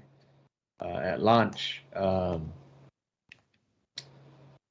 And they were smart about, like y'all said, if it's not going to be there, don't say anything. Like, don't. Yep. I think, being an all new engine, they have a lot of other things that they're doing. That they need to focus on, and they don't. They not ready for split screen to be implemented right now at launch, because the main concern is the stability of the multiplayer. You're going to have a lot of people jumping this on Game Pass, more so than when 7 came out. 7 didn't have Game Pass when it came out. So you're going to have a lot of engagement on this. And they need to make sure what they've been working on, focusing on, like they've brought out and say, the ray tracing, all that stuff is there. It's a big focus on how the game looks. And at the same time, you have these other new features and stuff, and you want to make sure that stuff works, especially with multiplayer online. And if split screen, is difficult for them to do that. And, there's a give and take, right? So, when 7 came out, I don't think was it in 4K 60? I know it was in 60. Yes, it was native 4K 60 on the Xbox One X. If you had anything under that, it was regular 4K, subpar 4K. It was like 1440p upscaled, and it was in 30 frames. So if you had an Xbox One X, you had the luxury of playing in the best quality and best, smoothness. Yeah. But they did. I remember when I didn't play a lot of multiplayer, but I did play a little bit here and there. There was some issues with multiplayer in the beginning. Oh yeah, they were missing a lot of modes in that one too. We were complaining about things, me and Peter and Crazy Juan and Nate. Even Gears 5 had some issues online when you have 2 people co-op was fine. When the third person came in, we had some issues, and sometimes one of us would get kicked back out to the. So they really need to focus on the launch, the multiplayer stability. I think they got a good start, and these other things can be added in. Once they're confident that when they do add it, it won't break the game, and could go a little smoother for them. I I always give the devs the benefit of doubt on their end when it comes to this stuff. We talk like Mike. We back and forth on that, all that stuff with Halo, and definitely I agree. It's management. The way they handle things throughout the process, development, and then when they come out and say things that they probably should not have said, which is strange because Bonnie is not new to the game, and they even had what's his name come back, right? That one veteran, Joe Staten. Yeah, Joseph Staten. And funny enough, now he's on Netflix. But yeah. But it's just weird how that whole, because it overshadowed how great Halo Infinite was, the campaign. Yeah. The multiplayer was fun when it came out, but it was lacking. But, the big team battle was broken. It is, I've heard a lot of good things. Really amazing. They're getting back to where, get in that groove, right? They can beat regular support. Because like you look at Rare, when Rare came out, they did a good job with giving you a solid foundation, and then they build on that over time, and with feedback, and then some of us, they had an insider where you can play a lot of those new features before anybody else, and you give your feedback. But no, I'm okay with the Forza Motorsport coming out the way it is. I don't see no reason to delay it. And as far as split screen, I can't remember the last time I've done that. Because people got to realize couch co-op is kind of not a thing nowadays. It used to be necessity. It used to be, but look. Yeah, it used to be. If this game was coming out back in the 360 days, you would have split screen in it. Early Xbox One. Yes, even. Of course. Know, by the way, the game would be you want and couch co-op games? Go to Amico. Well, no, hold on. That's not where. No, but I'm just saying that as far as they see all the numbers, the metrics, they know how many people are actually using those features, and I'm sure it's very limited. Now, I don't know if it's is the S giving it problems. That some people are saying, who knows? I'm not a developer. I don't know none of that shit. There may be some truth to it, but still, it's capable. The thing is, anytime you have a different system that needs some, tweaking and stuff, it's extra work. I know. I can see that. Right. But same thing with when you look at PC, that will be the same thing, Yeah. And they say but on console it's differently. Well, but the X and the S are pretty close, so that would be the same as like a PC very close. ecosystem. Same architecture. That's what I'm talking about, and I wanted to. So before I get to that, because I wanted to bring that up, the one thing I want to say is I thought that too, except for my oldest Jacob has a buddy that came over pretty much all summer long, and I kid you not, all they did was play Trackmania, and they played it completely split screen, and that's almost all they played. If they had the opportunity, and in order to play, like they were trying to play. I watched them one day play Halo Infinite, and Jacob's friend brought his laptop over, and literally had to put his laptop on the desk or on the table, coffee table, so that they could play together. I mean, there is, and I realized that as I was watching, and I'm watching an 18-year-old and his 18-year-old friend literally trying to cobble together some sort of couch co-op for Halo Infinite and play games, like I said, like Trackmania. And they also played stuff like Speedrunners, which was split screen. I mean, it's there. Go ahead, Peter. No, nothing. What? Hey, can I say something? What I don't like about this generation is I've noticed games, and this is what it kind of irks me. I don't mind if it's in Game Pass, so I let it slide because I'm not paying the full price. I'm not footing the whole damn bill. But what I don't like is with a franchise like that's got pedigree, like Halo, or Forza, or Gears, or anything, even if you want to bring up Baldur's Gate, for instance. A franchise that's had features in multiple versions of their games.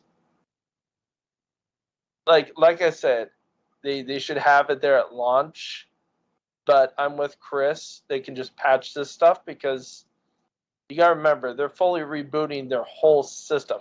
My friends were also giving it shit because they were mad, and I told them, I said, well, you gotta remember they're redoing their physics system, their graphics engine. They gotta redo all these tracks. They gotta go in and do the photo mode thing where they take a real camera in real life, go this actual real tracks, take photos of these, render them into the game, and then they got to do it for the vehicles too. They don't just copy and paste and digitalize it like other studios do. No offense, but some do that. But I just hope to God they don't sit there and say, oh well, they won't be there at launch, and then they just don't put them in eventually. I'm pretty sure they will, but I've heard that before from devs. And look at Halo for a good example. Sorry I have to bring it up, but perfect example. We still don't have split screen co-op or split screen. They said we'll add it on later. We'll have it there at launch. Okay, we'll forgive you. And then they said, well, we'll put it in later. Okay, we'll forgive you. You'll add it in later. No big deal. Okay, cool. Whatever. They still haven't added it. It's 2 years old. I'm just saying, just don't make promises you can't make. And exactly. Just say we what don't have I it. wanted to ask you, all of you guys, I wanted to ask you, do you think they shot themselves in the foot by literally bringing up split screen in the first place, since it's literally almost hidden? And do you think they also shot themselves in the foot by bringing up AI in private lobbies? Because some people are still pissed off about that, like I am. And that was not even in Forza Motorsport 7. It wasn't even in 7, so why bring it up? Yeah. Why bring it up? So what I don't know is, was it asked? So if it's asked and they're answering a question, then I don't think you can't just, you can't lie. Well, the woman never brought up AI. He just pointed out all the modes that won't be there at launch, but he should have kept some of those modes. He should just kept them under wraps, and then later on announce in a blog post or on a Forza Monthly in the future, saying, "Hey, we're gonna bring back these modes later on. We just can't do it at launch, but don't do it before the launch and say, oh well, these won't be at launch, because now you basically stirred the hornet's nest." I mean, also, there there are some people that are very give the pissed. explanation why drifting is not in it yet, because they changed all the drifting components, all the the simulation part and the tires and other stuff. They got drifting tires. The drifting tires, etc., are in the game, and all those parts are in the game. It's just you don't have the specific mode. Yep. So they can make sure it works correctly before they start adding that mode, and it. Yeah, same thing with the drag racing. But you also got to look. People don't even use drag race anymore. They honestly go Le Mans because it's the longest straightaway in the game, and they can max out the cars if they want a drag race right there. Yeah, a lot of people do. And don't be surprised later on when they've done it before. They bring the drag racing mode back, and then here's some muscle cars to go along with it. They're gonna make money. I mean, it's all about money. They'll probably do a drift deal. Here's some drift cars that are known for, famous for drifting. Well, this is a service-based game this time around. It seems like. So. As long as they have the option, what I liked about the Forza Motorsport Horizon is that you can get there. If you don't want to buy the whole pack, you can go pick whatever car you want, and you can just pay for that car. Yeah, I do. As long as that option's there and it's not too expensive, I don't have a problem with that. I don't think they need to delay it. They don't need to. I want to play it right now. because It's been in development for a long time. I've missed it for 6 years. It's Yeah. been 6 years, 2017 till now. So if you do the math, it's almost 6 years. And I don't, and like I said, I always give the devs the benefit of doubt. I don't want every feature that's ever been out in the kitchen sink at launch, because then there's a chance Game's buggy. once the game goes full launch, many people jumping in at the same time, and then the shit's breaking, and then everybody, they should have delayed it. Multiplayer suck. It happens with Call of Duty. Every multiplayer game, it happens. It's gonna happen with this too. They're gonna have issues at launch with multiplayer, but if they have less features they have to worry about, trying to this and that, and it's easier for them to try to optimize and get the patch out, fix things in real time, I'm all for it. Yeah, and again, I think it's gonna be a good game. Yeah, but and like Mike, you said your kids and certain people. Yes, there are people that use split screen, but I can almost guarantee that it's not the majority of people out there. Really, it's a different time. It's all about pick up not your anymore. phone, Online and phone, multiplayer. just go on xCloud. Use an Xbox controller. Yes, people. Literally, that's all you have to do now. I mean, but for me, split screen can actually be taken out. Split screen died for me when Halo 2 came out. We were doing LAN parties with the first one. Yeah. Everybody was doing split screen back then. You still do LAN parties. So yeah. But once the multiplayer stuff came out for Halo, we were at home playing, and we weren't in the same room anymore. Now that's for us, me as an adult. Yeah. Yes, it's good for kids because they don't have to fight. Who gets to play now, and hey, you both can split screen and play at the same time, and have fun. So it does suck for that when you don't have those features on the newer games not coming out now. But I mean, it also depends on the game. Unfortunately, I can see it's a simulation. It's like Forza Motorsport, and when you have the it's a little bit hardcore. If you turn off all the settings, it'll kick your butt quite a bit. If you turn off all the settings and you turn up the AI or the drivatar difficulty. Because they do have drivatars, the ghost drivatars for online, but they just don't have it in private lobbies, which is fine. But they literally that game can be as hard as you want it to be. People say, "Oh, it's an arcade sim." No, realistically, if you turn off all the features and to help you make you easier to drive, it's a pain. It is not as easy as you think. I love it how people say that all the time. They say, "Oh, it's an arcade racer. It's an arcade sim." Sort of Carosa is better. It's like, no, they're both the same. If you really think about it, you turn off all the assists, it becomes a chore, but it's fun. Well, and again, I want to be. I guess I'm because I see it. Like I'm with you guys from the standpoint of, although would I like to play Halo with Seth? Yeah, I actually kind of would, now that I think about it. I wouldn't mind having that split screen for that, right? As a dad, I totally agree that as adults playing with each other, unless I got somebody coming over playing Amico, and Amico's not split screen either, by the way. That's a different it's a different couch code. No, but I know you weren't trying to necessarily. I'm just saying that's a different mode of couch co-op. Yeah. That kind of has its own kind of piece. I'm not sure anything's going to be split screen with that. To kind of further that point, but yeah, I kind of would like to play some of this stuff with the kids. I'd actually like to play Sea of Thieves with them. I'd love to sit down and do some of that. So as an adult, no, but as a dad, and then watching my kids do that, A split screen on in real Sea time. of Thieves?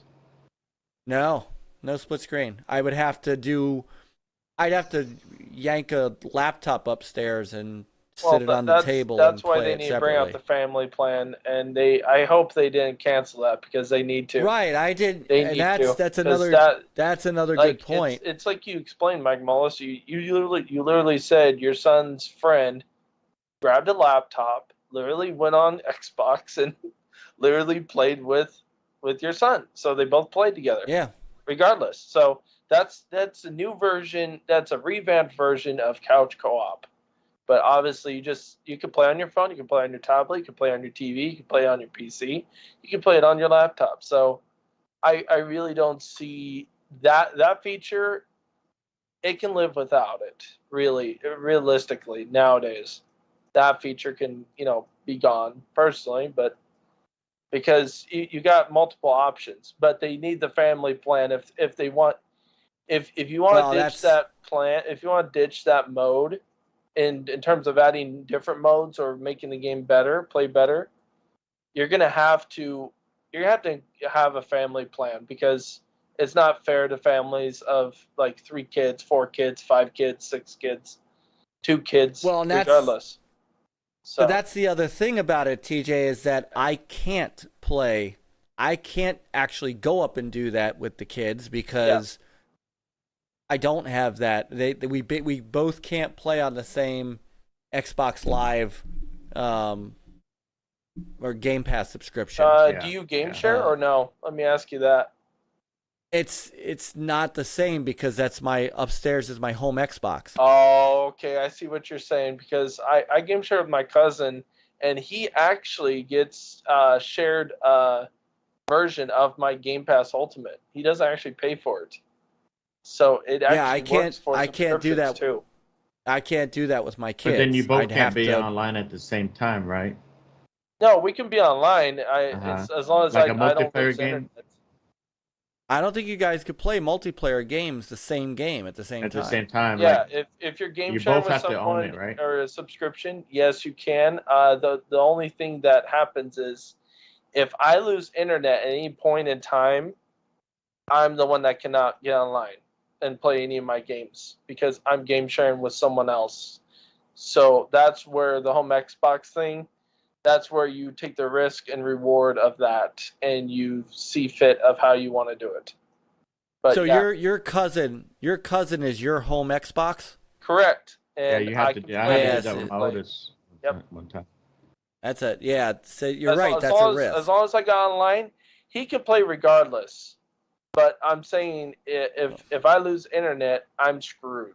So I have to deal with that. But yeah, he doesn't have to pay for Game Pass. So that's the cool part about that. Well, and my kids don't. Right, my kids don't have to pay for Game Pass. Yeah. Right, they can play whatever because that's the home Xbox upstairs. So as long as my account's up there, they're good. Where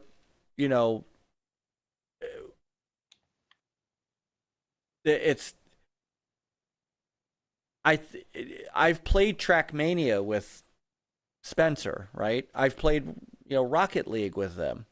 Rocket League's another one that's split screen. Yeah. I mean, there are there's it's hard to say there's no cause for it. No, I think again where my thing is that it wasn't an expectation in this game. If it was an expectation and they yanked it out, even after the delays and all that stuff, I'd be right there banging a drum just like I did with Halo, because I can't be hypocritical like that. But I don't remember them ever saying that the game was going to have it. Yeah, and if the woman asks, "Hey, is this Forza going to have split screen like previous Forzas?" His answer could very well is very well valid. Not at launch. We would love to have split screen like we've had in previous Forzas, but we're on a brand new rendering engine. Yeah. We're on this is brand new technology. We have other pieces to focus on that are going to bring forward Forza Motorsport, and that's a totally legitimate answer. Yeah, because that is. they never said split screen was going to be part of it. Because if you watch the interview, she doesn't say split screen exactly. She just says, "Can you confirm what features are going to be in the game and not in the game?" That's all she said. She was very, very, wide open about it. And he's the one that literally put the foot in his mouth. He literally I wouldn't have said it. I wouldn't have said it. In that scenario, okay, I wouldn't have said it. You could say drag racing, the drifting, and you could say that because you've already promised. I wouldn't. That. The AI was never in Forza Motorsport 7, so you should have just kept your mouth shut on that. Was drag racing promised? And then also you gotta remember, like you said, the split screen.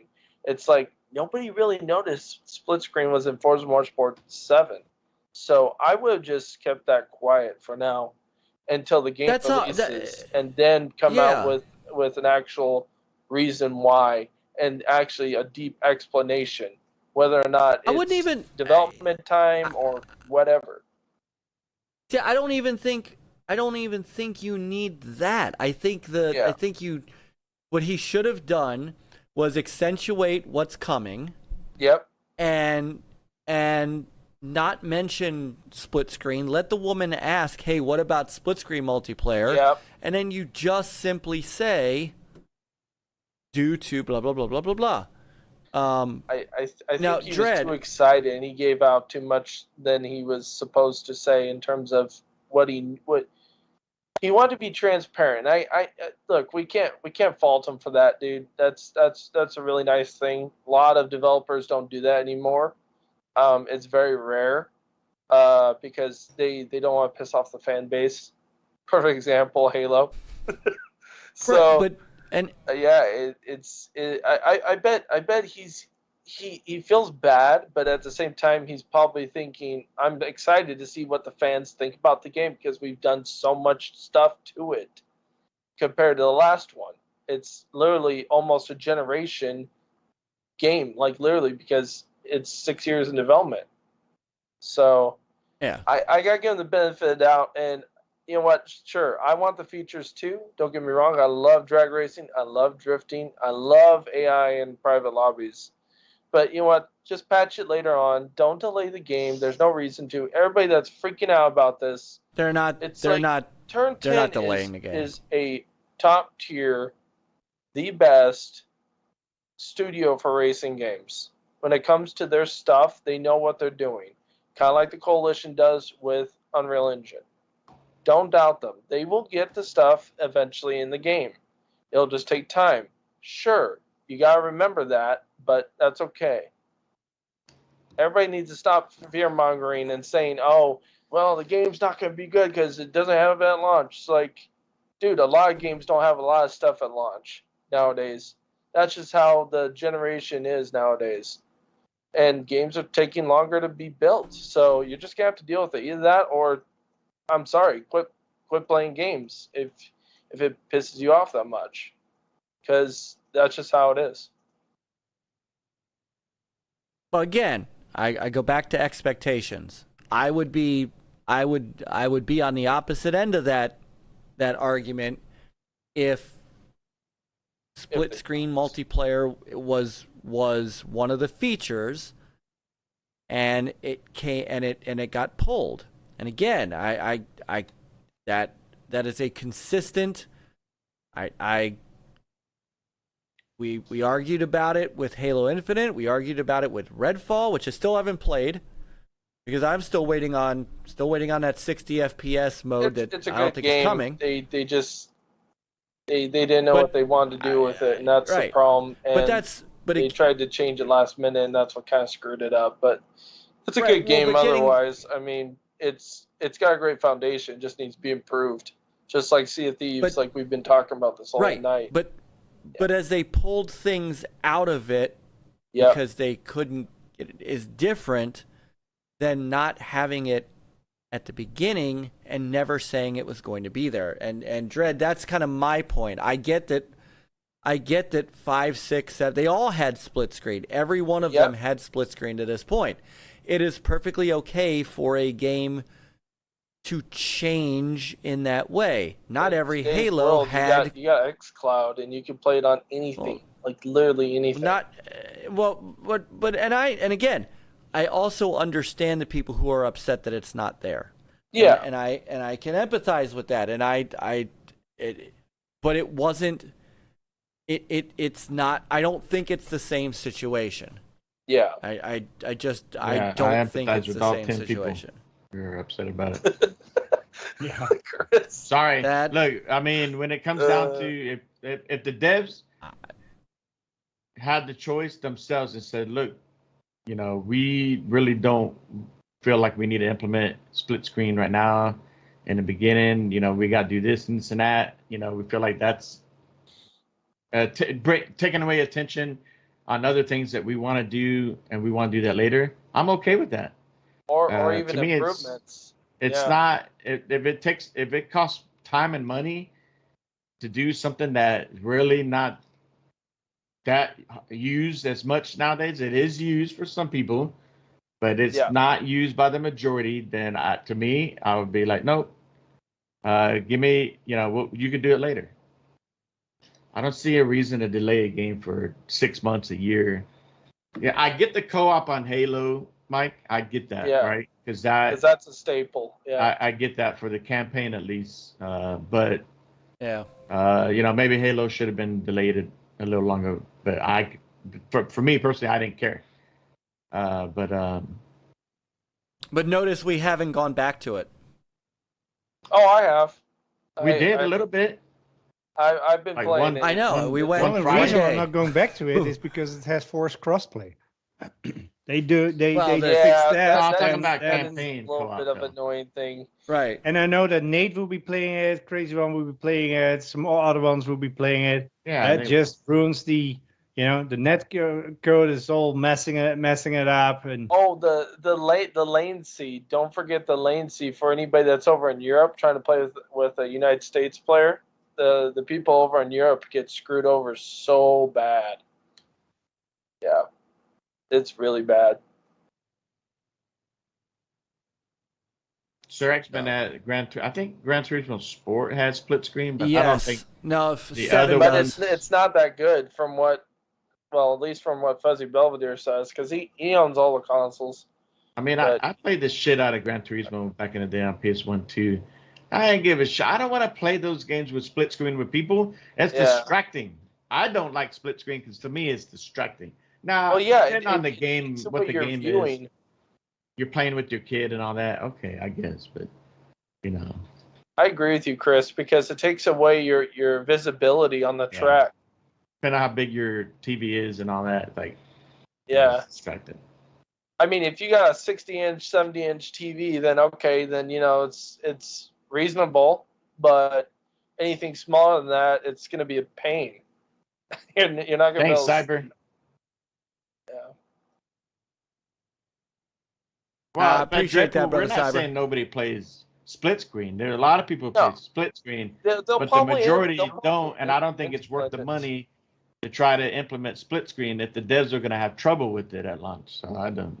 They'll probably add it a year afterwards. They'll probably add the drag racing and everything else first, and then they'll focus that because I would love to see the numbers, but nobody's ever seen the numbers of what people play split screen on a racing game, especially a simulator. You're never going to see the numbers. So you're never going to see those numbers. No, you won't. Yeah. So I mean. It's easy to defend people that play split screen, but at the same time, it's like we haven't seen the numbers, and nobody really plays split screen couch co-op for a simulator racing game. No, I know. Even if it's an arcade, like Need for Speed or Midnight Club or something really arcadey, I can see it, but a simulator where you're checking your tires, pressure, and all that, no. I'm sorry. I wouldn't say I never. don't really see it that much. I wouldn't say but we're not those people. Yeah. Thank you, Cyber. Yeah, we love you, Cyber. Hi, Cypher. No, Cyber Gunters. I haven't seen Cypher tonight. Cyber Gunters.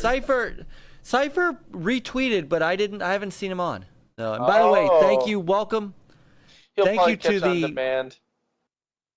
Thank you to the near 40 people who are watching us over on Rumble. Appreciate it. Everyone, pop in that hit chat. The like button. Yes, pop in that chat. Say hello. Introduce yourself. So we're. Yeah, and don't be afraid to jump in chat, say something. It doesn't matter what your opinion is. I mean, we all have our different opinions on some of these, and it's no big deal. Yeah. No, sorry, we can't have that here. Oh, shit, yeah, you're sorry. We can't afford that. That's right. That's right. We're split on this topic. We're split. Man. So I wanted to, I wanted to, Chris, go to sleep. Wow. So I do, however, want to kind of before we wrap this up, because I'm going to try to get us through this by 11:45. I want to swing back around to this bizarre notion that the Series S is somehow holding back everybody, and Larian Studios is really where I'm pointing this at, because I don't believe for a minute that the Series S is necessarily holding back Forza Motorsport, but Larian made it very, very clear that Baldur's Gate 3's co-op isn't working because of the Series S. I don't understand that, because the only difference in the two machines are the RAM. Oh no, the processing power. Well, yeah, but it's the one thing that they're complaining about. Larian Studios is complaining about, if you remember correctly, from their article or from their post, is that it's the RAM. They're saying the RAM is the issue, that it can't keep up, and that's the reason why there's not enough headroom. They're saying, which is BS. So yeah. So only people with top end PCs with 32 gigs of RAM. Nobody with 8 gigs of RAM can play this game on PC. Not everybody has 32 gigs of RAM. I don't even have that in my. I know. I'll tell you this. I have a $2,000 PC. Sure, it's a pre-built PC. Who cares? But I only have 16 gigabits of RAM, and I don't have 30. So that is a bunch of bull. A lot of pre-built PCs come with 16, and then of course you have the option. I know. Right? So yeah. It's also called scalability. Remember, that's a PC game originally, right? Correct. Yeah. So, what's the lowest specs? Can you look it up and see what was the lowest specs for PC? As of I bet as of it's August, just as even or lower than a Xbox Series S. I bet. Well, as of August 2nd. Yeah. Oh, hang on. Sorry. Back that up. As of August 2nd. And this, remember, people are running this on a Steam Deck, on a ROG Ally. System requirements are...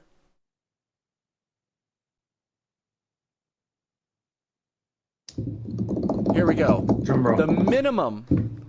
The minimum system requirements: 64-bit processor, an Intel i5 or an AMD FX 8350, an i5, mind you, an 8 gig of RAM, and an NVIDIA GTX 970. There we go. All right, that is the minimum. How much does the Series S have? Curious. Series S it doesn't say, but it can do 1440p. Here, learn more. Series S specs. Let's see. Come on, tell me. But if the studio really wanted this game to come out on the X at the same time as on PlayStation, would they not have gotten with Xbox to say, look, we really want to get this out on time. Can you help us? What can we do, to optimize this for the S? So I'm not. Like I said, I give the devs the benefit of the doubt, but they're also as we've seen lately the past couple of years, that certain people like to pay for certain things in the contract, here we go. and you know. All right, here we go. 10 gigs of GDDR6. That's So there's that's storage. You're looking for the RAM. No, memory. 10 gigs of RAM. It's got a 512 gig storage. 10 gig of RAM. 128 Okay, well that's bit higher bus. than the higher than the minimum spec then. Now, like Correct. Red is I saying don't that think you it's wasn't coming shared. up with this. The Series S RAM is You shared said 8 memory. was the minimum spec, right? For Well, Larry's not all game. of it is. So 8 gig by 224, 2 gig by 56. Okay. So So how much is shared on the S? I thought there was talk about it a while back where so much is dedicated Yeah, I to can't- this, and you know, I was gonna say it says GPUs. The GPU is an RDNA2 conjunct. I can't. It doesn't say. Yeah. I'm ready to break it down. That. Well, you got to also remember, Larian Studios is a small studio. They're not as big as like Microsoft Studios in-house studios. Yeah, You know, I get that. Yeah. that can easily just like implement it regardless if they wanted to or not. Yeah. So I don't think they tried to throw shade at Microsoft's console, and I don't think they purposely wanted to. I just think that they don't have the manpower and the time, and that's why they're saying, hey, this is going to have to be delayed because you have a parity clause, which is fine, but Yeah. I don't think the console's holding it back, because I mean I've seen games that do 1440p at 120 frames on the Series S. You got Halo Infinite that does that, and sure, it does have split screen. But I bet you if you took down the frames on that, you could easily implement split screen on that, no problem. So and that's more taxing than Baldur's Gate 3. Now it does say since integrated graphics share system memory, having more would help when using M1 systems, but it nowhere here does it say that it can't run it. Mm-hmm. And again, the Rogue Ally is certainly not the same as a PC, beastly PC. So I don't buy it. Yeah, I just think it was a bad take. They should have reworded how they brought that out, because I think to my eyes as an Xbox fan, it's like a dig at Microsoft. It's like you could have just said, no, you don't have to sit there and say, oh, it can't handle it. You say, I would like in the future for more RAM in the console. Now that would have prevented this whole fiasco. But don't even mention all that. Like, just say, at this time, like you said, they're a small studio. We, only have so much time and people to, opt to do PC and then PS5, and we will get this out as soon as we can for Xbox. That's all they had to say, right? Yeah. Bingo. Just bring up this whole deal with the S. Twirl and spin. Just do the things that politicians do. Tell you what you need to hear, and then actually get the business done later on. Just do it. I mean, well, literally. There was some of the issue though too is there was more than that kind of came out of Larian's Twitter feed that wasn't exactly. Mm-hmm. I mean, and that's part of the problem is, they did kind of take some shots, and they were subtle, but they were there. They're still. Can we see the contract that you have with PlayStation? What clauses do you have there with PlayStation? Right. No Game Pass, and we want you to launch it on PS5 first. It is verified to run on the Steam Deck. So you telling me it can run on a Steam Deck, but it can't run on a Series S? Yeah, I know, and again, right? just some things that were Series S can run games at 1440p, 120 frames per second, locked. But and then definitely, especially if you got a variable refresh rate TV, you can run up to 140 frames. But yeah, it's really funny how they say that it can't run Baldur's Gate 3 right now because the split screen problem. Well, just delay the split screen, yeah. Well, that's what I said. But then everybody got pissed at me and said, well, that's not fair to the people that get on the Series X, but the people on the Series S don't. What my solution is, and you'll probably agree with me, Chris, just delay it on both. That's what I mean. Like delay it completely for Xbox. Not the game. Just the damn feature. Yeah. Bring it in 6 months, 7 months down the road. Bring it in, put it in. No big deal. Put it as a free patch. Don't charge anybody anything.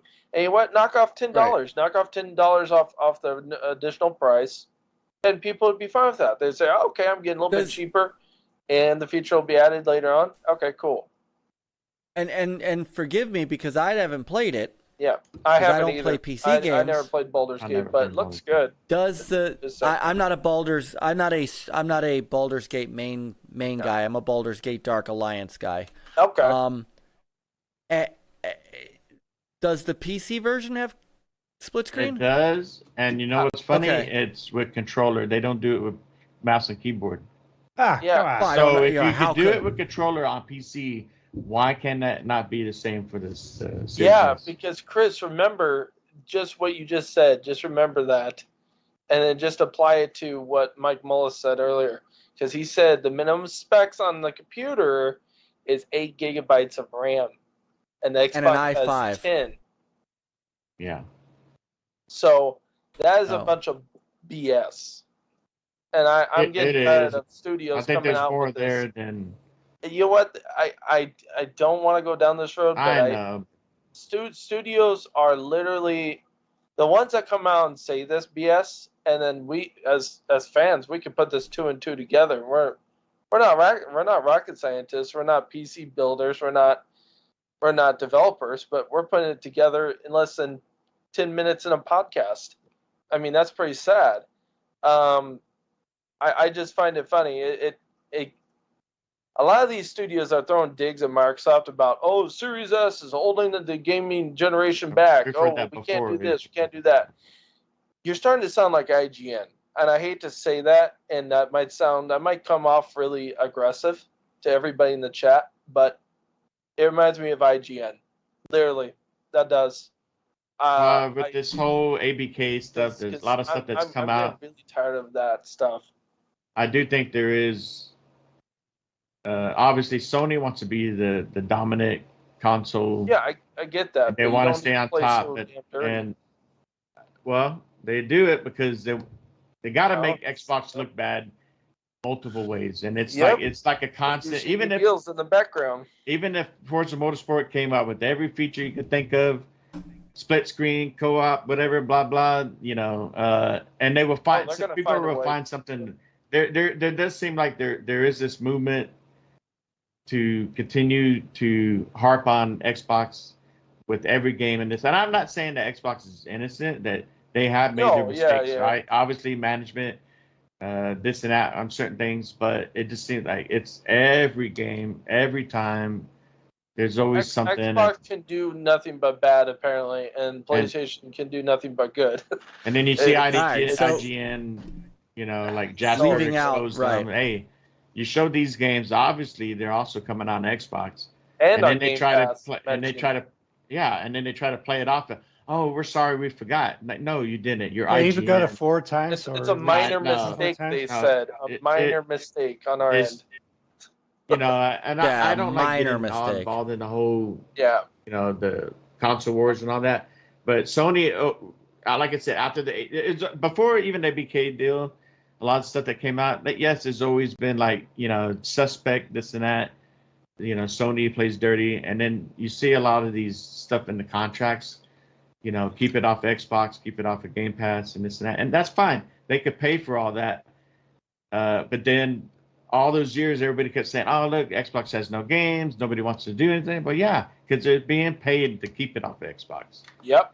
They're trying to do what they did to Sega to Xbox. That's exactly what they want. Well, yeah, they don't want Microsoft. And everybody's blinded by it, and they have the Stockholm syndrome and say, "Oh no, it's okay, no, Microsoft's got the money, so they don't have to worry about that." It's like, no, that's still a damn problem, because Sega is still probably salty about that. That's why I think if Microsoft did want to buy them in the future, I think Sega wouldn't be opposed to that, because they're still pissed at Sony probably after what happened. Sure, yeah, Sega did mess up with their own games and their own console a little bit, but you gotta remember, Sony is doing exactly the same thing what they're doing to Xbox. They are literally, they're money-hatting everything. It'd be like me going into your guys' business and buying all the supplies, and you guys are literally like constricted to the point where you have to give up, and it's not right. But yeah, apparently that's capitalism, though. I mean, either way you look at it, it's not illegal, business. Right? Well, and so Microsoft fights back by acquiring. Yeah, but now Microsoft's a bad guy. Oh, they're a monopoly. It's like, no, Embracer's a monopoly. They own 50 studios and they own over 300 IP. But okay. Yeah, there's no. I've long said people need to learn the gaming industry. People need to learn the. Well, they need to learn the definition of the word monopoly. Yeah. When people do not. Hasbro. Right. Right. Yep. No. Mm-hmm. So I wasn't trying to draw this conversation this way, because that's not what we do. No, I know, but but real quick though, I don't think the Series S is holding back games and this and that. I think they just there's a lot of demand on games nowadays, with yes, people want 4K, but they also want the FPS, right? 60, there's a lot of right. So there's a lot of demand on these devs to try to get a lot of this stuff out. Yeah. So but I don't think the S is now. I do think, and we talked about it in the beginning, like I think it would have been better if Xbox had just done a just all digital X, and then you had the other one, and then you wouldn't. They wouldn't be like the way Sony none of this did it. BS, right? But of course, some would find other excuses for something. But I don't know.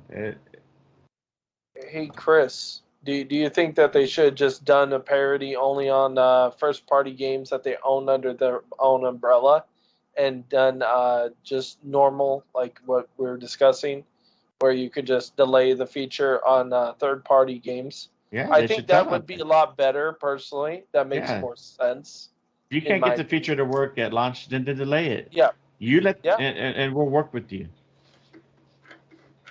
But I think the parody thing should only be for your first-party owned studios that actually know how to get it to work. It might take time, but they know how to make it work.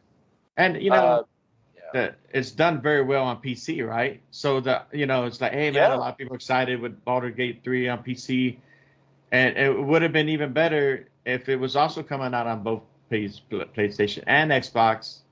That's just more money, more people in their gamers' hands that they could make. I'm sure it'll do well on PS5, but now you're missing out on Xbox, and then it'll put a bad taste in a lot of Xbox gamers out there, and they're like, well, when it does come out for Xbox, they're already moved on to other games. It's kind of a good thing though that it got delayed, if you think about it, because it was going to go up against Starfield. So Xbox players, I mean, a lot of people, I don't want to talk trash about Larian Studios, but I'm just saying Starfield is the big thing right now.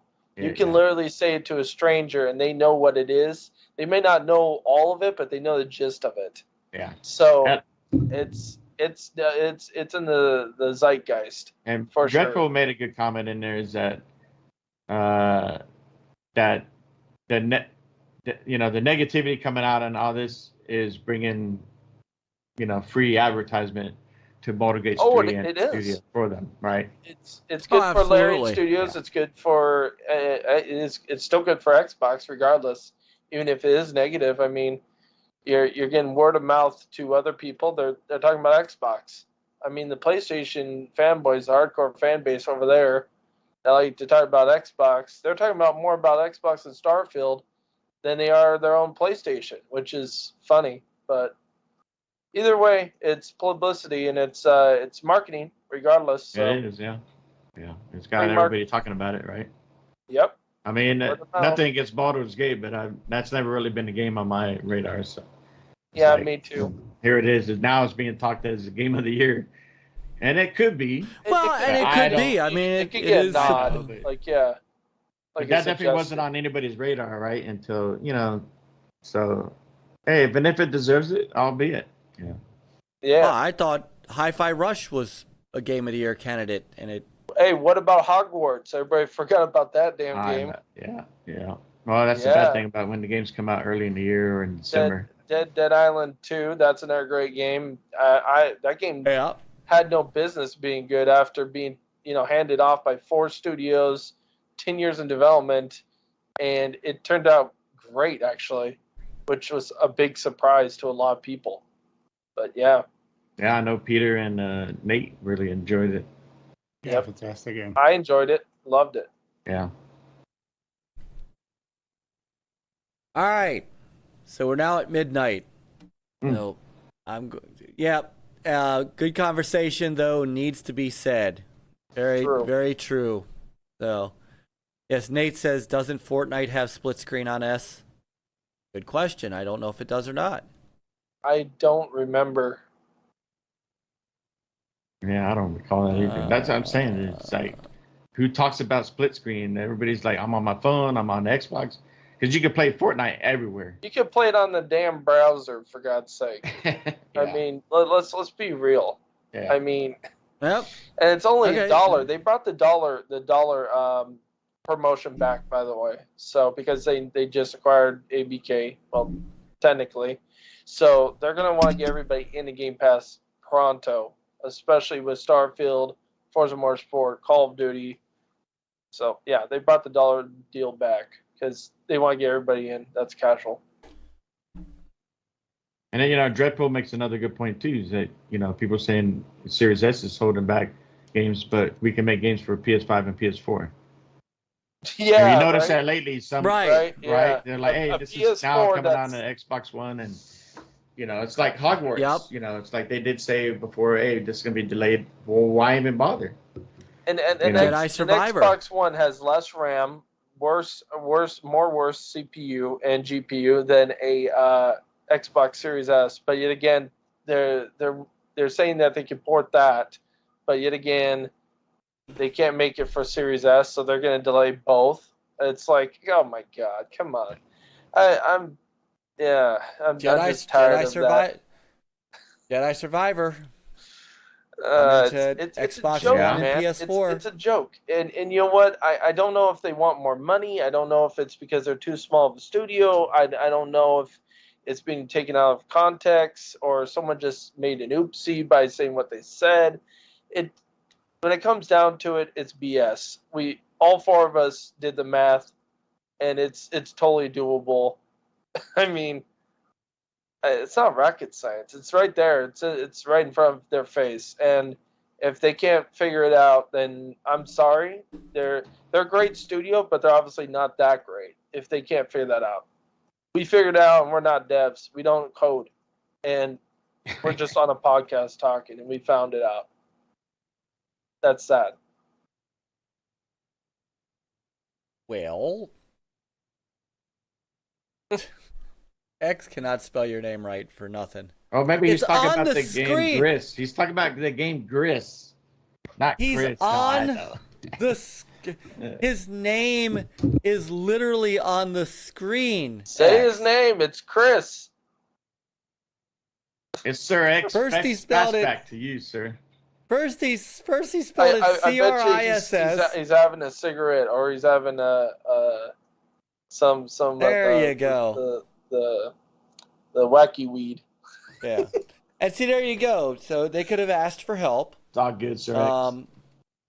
You know, or just not had it. Yeah.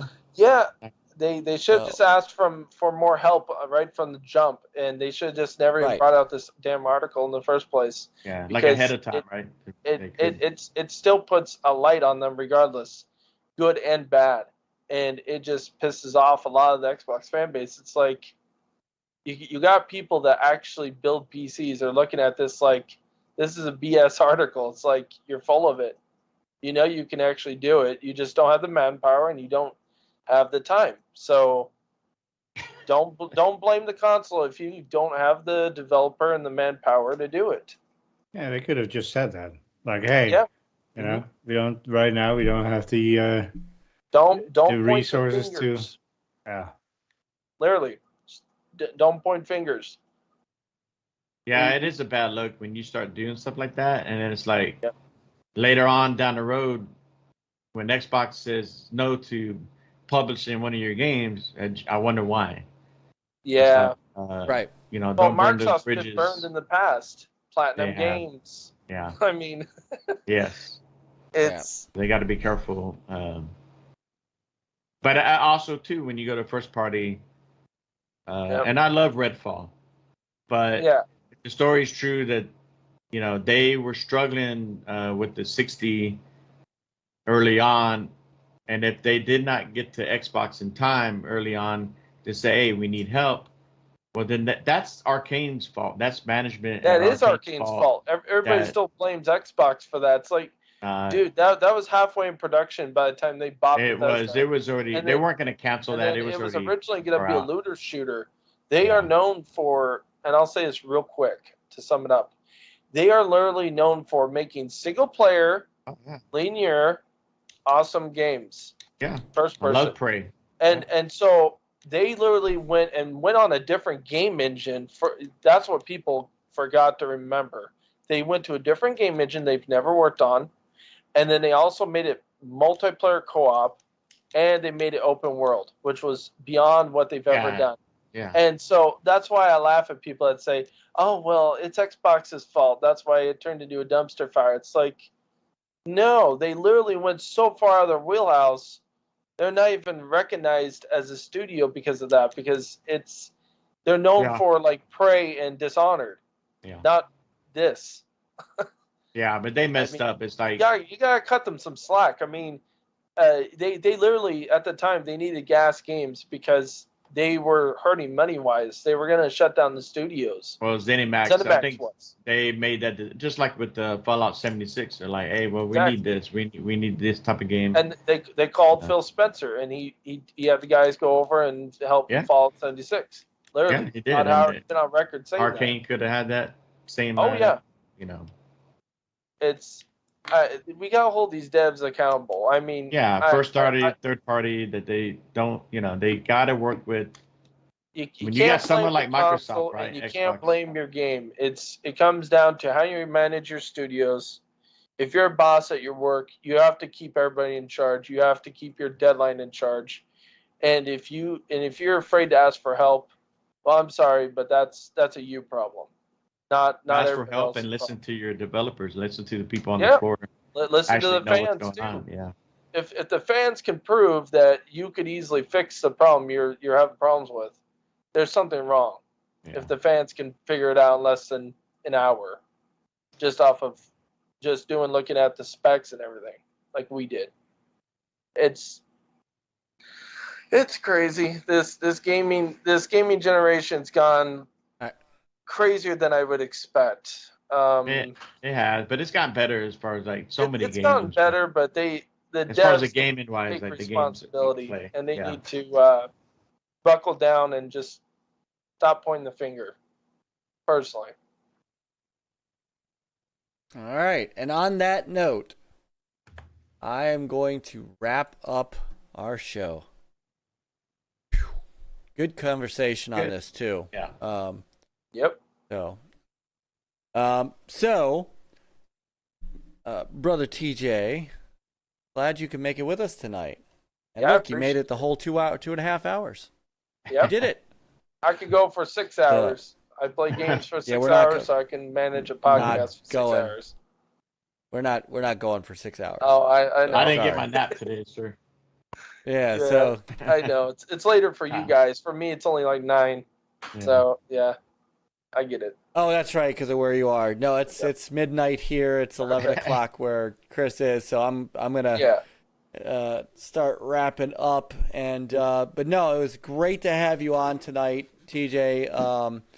Long time coming from when you first started hanging out with us, and do appreciate it, and glad you can make it tonight. But to have you, we'll definitely have you back on. Oops, I put that in the wrong. I would love to come on in the future whenever you guys have someone that's missing or someone that's busy, or just if nobody else asks and you got a free spot and you want someone with an opinion, then go ahead and just shoot me an invite and I'll join. So I have no problem with that. Yes, sir. We appreciate you. Yeah. Like, we tell everybody that comes on, you're welcome. Just let us know. This has been a fun podcast. This has welcome been fun. to the NLG panel family. Yeah.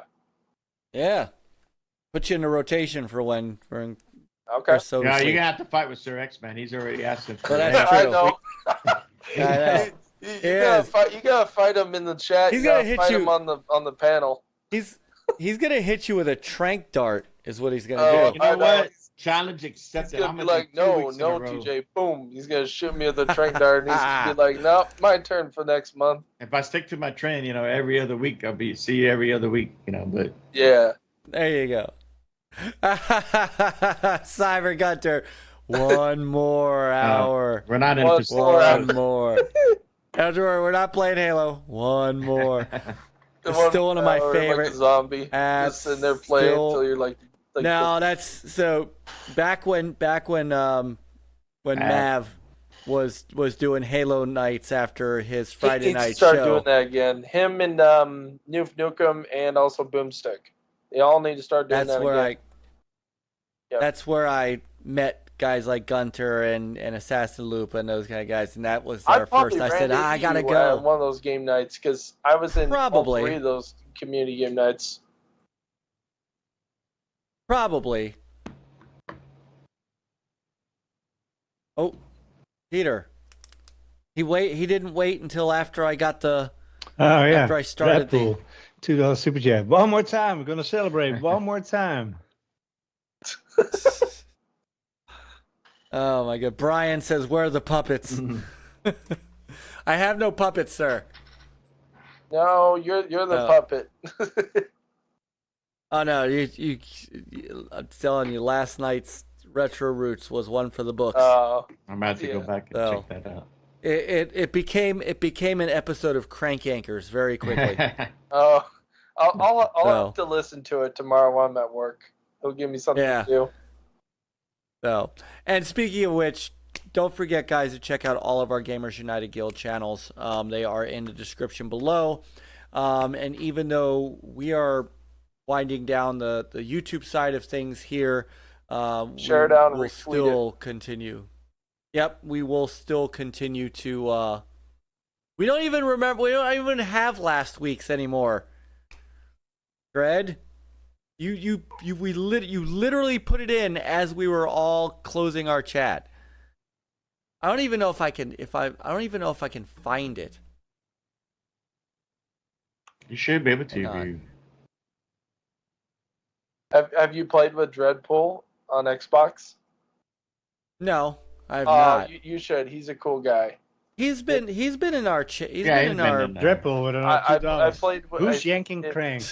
If I remember correctly, I played with him on Dead Island 2, and I also played with KY Bob. Hold on. Yeah, KY Bob. Yeah, he's great hold too. On, not. All right, hold on. And you can't forget Crazy Louie. The craziest guy. Hold on. I do see the one from last week, I think. Hold on. Let's see when it was. It was, oh yeah. He said, let's get more 3-hour tours on YouTube. You know what? So. Hey, Mike, I got an idea for you. You know what? If you want to keep the YouTube channel, just sit there and tell everybody in the chat, say, hey, if you make it 1,000 likes on a live stream before the end of this year, before you shut it down for YouTube, if everybody keeps hitting 1,000 likes per episode, then tell them, okay, you know what? We'll keep the channel, and we'll also extend it for half an hour. But if they don't do it, then you have to force everybody's gonna have to go over to Rumble. So that would be an incentive to make everybody that's really dedicated to hit the like button and subscribe. Well, it's just a thought. Actually, it is a thought. But honestly, most everybody, I don't even know why X is down. Oh, because he's watching it on his TV. Most everybody so far, most everybody has moved up to the Rumble channel. And so, we're not going to get 1,000 likes on everything. We're not even going to get it. We're not even going to get it. I don't even think we didn't have any more than 15 people watching. Whereas on Rumble, we still have 28 people watching, and we were in the 40s. We were in the 40s mid show, so I can't argue with the numbers. So thank you, brother. Thank you, brother Vic. Glad to see you tonight, man. I need to somehow help you guys get shared out more, because you guys are not getting enough people in your chat as much as you should. Because this is a really good podcast. I mean, I got favorite podcasts, and I don't want to discriminate against other podcasts, but I do have my favorites. But this is one of them. I'll say that much. Oh, thank you, and that means a lot. Yeah. So hush your mouth, X. You guys Rebel with another $2 super chat. He says, I still want the show to go back to Thursday night. It's not going back to Thursday night, Red. If you guys did on the weekend, I know for a fact, like a Friday or something, but you did like late at night or early in the afternoon, I bet you would get a lot more viewers. And you would get a lot more traction. That's the problem. But it just depends. I mean, because you guys have different schedules, you guys have different lives, but I'm just saying, most people usually have the weekends off. Unless if you got a job that's a little bit different, but otherwise, usually people have the weekends off, like I do. I have Saturday and Sunday off all the time. Yeah. Problem is we have families and stuff during the weekends. Because I don't know if you weren't around way back when, but I think Peter and Chris, you were both on here at that point. We were on Sundays. Yeah. We were on Sunday nights for a long time. I remember being on Friday, Sunday. We were on Fridays. And then we went to Thursday. And then we went to Tuesday. Yeah. And then we went from 10 o'clock to 9:30.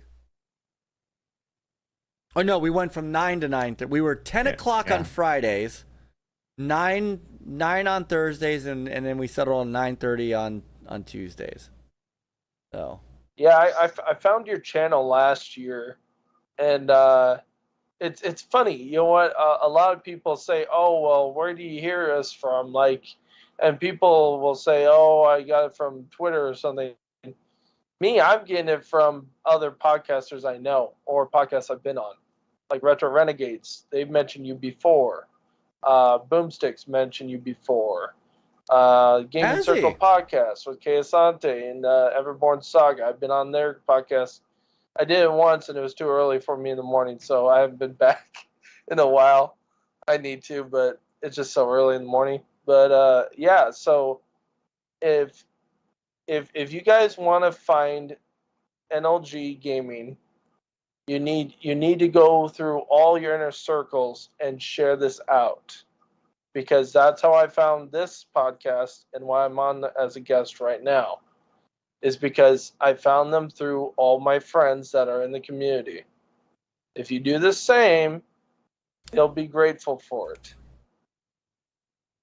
Yeah, well, I definitely talk. I mean, I definitely talk, with Boom, and Boom needs, we got to get him on. With a lot of that's been schedule, and I've been on. I was on Primetime Gaming before. I've been on Boom's show. Funny enough, I'm gonna be on tomorrow night. Nice. And Yep. Sir X has been a great staple here, and he he brought K Mega on one night with him. Oh, K Mega's good too. Him and Ham Solo, yeah, they're both great guys. Oh, Ham, yep. What did we play? I mean, I know Dread. We've been in parties together, but I can't remember if we've actually played. I thought he was there with the Halo. Dreadpool's all over the place. Did he play Halo? Did he play Halo with us? I can't remember. Know with us, but he's. I mean, I know you've been in parties with us, so I do know you've jumped in. Titanfall? I think so. That was a long time ago. All right, he's saying Halo, so we have played Halo. Yeah. We need to do a community game night, all of us. Yeah, good time. Well, so I mean, our and I need to get us out of here. Yep. So we'll hit big team battle. Okay. So John, where can they find you? And I'll talk about that in a second. Game nights. Where can they find you, TJ? Yeah. You can find me at DrawnTJ450 on Twitter /now X. And if you want to get me on your podcast, I'll come on your podcast as a guest, and I have plenty of opinions, trust me.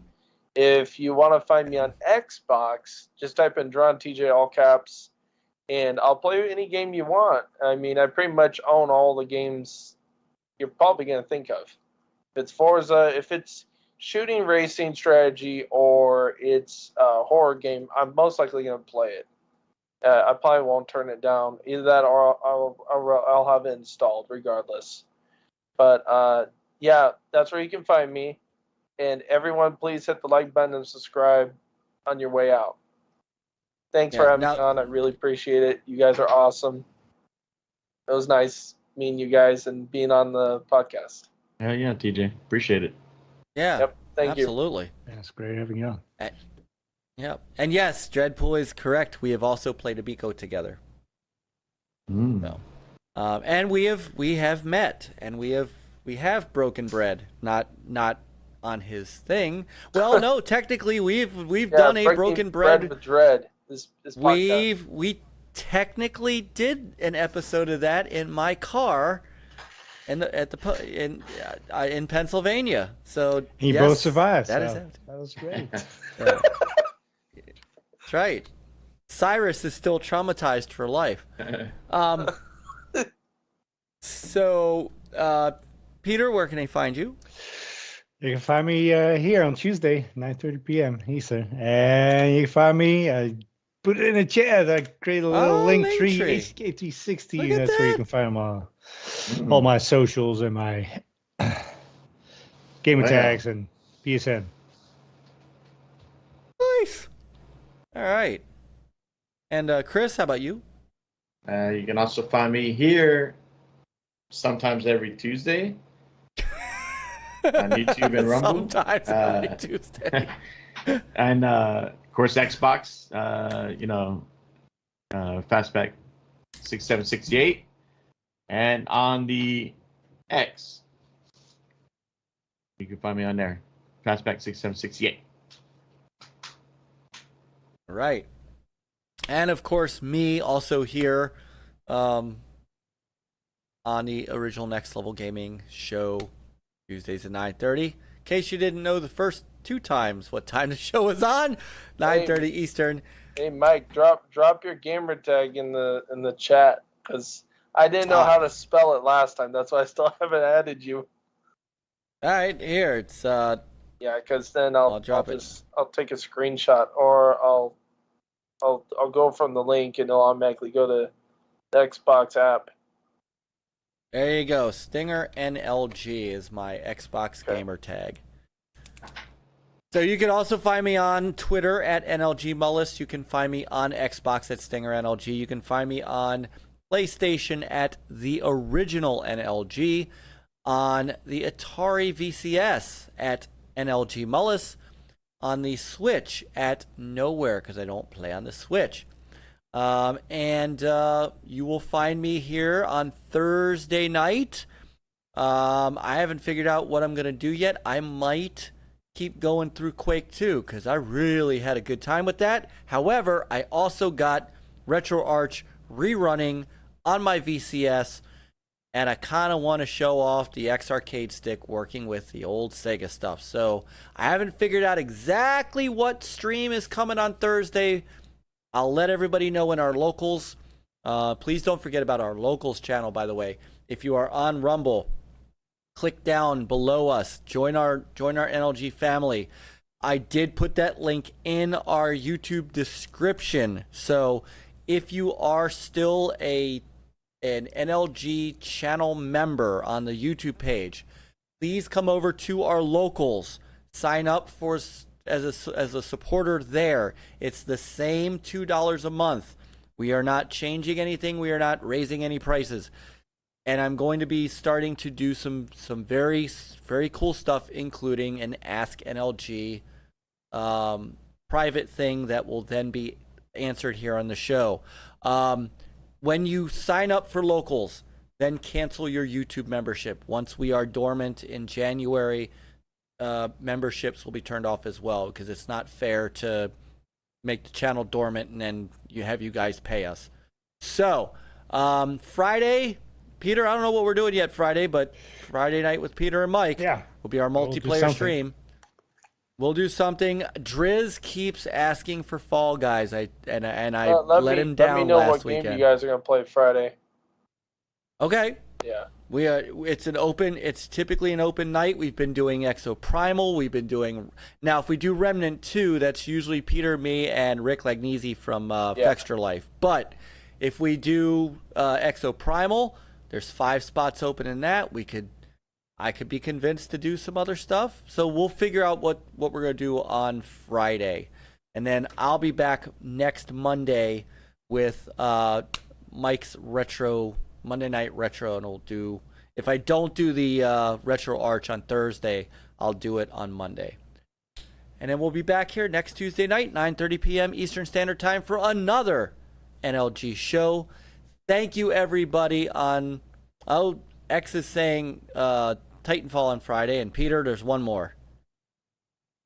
One more. One more from Dread. He says good night. Love you, Dread. Good Seriously, night, love you, brother. Good night, Dread. Thank you. Thank you, everybody. We will see you soon. Get up on our Rumble page. Click that follow button. Click that thumbs up. Help us get to 100 followers.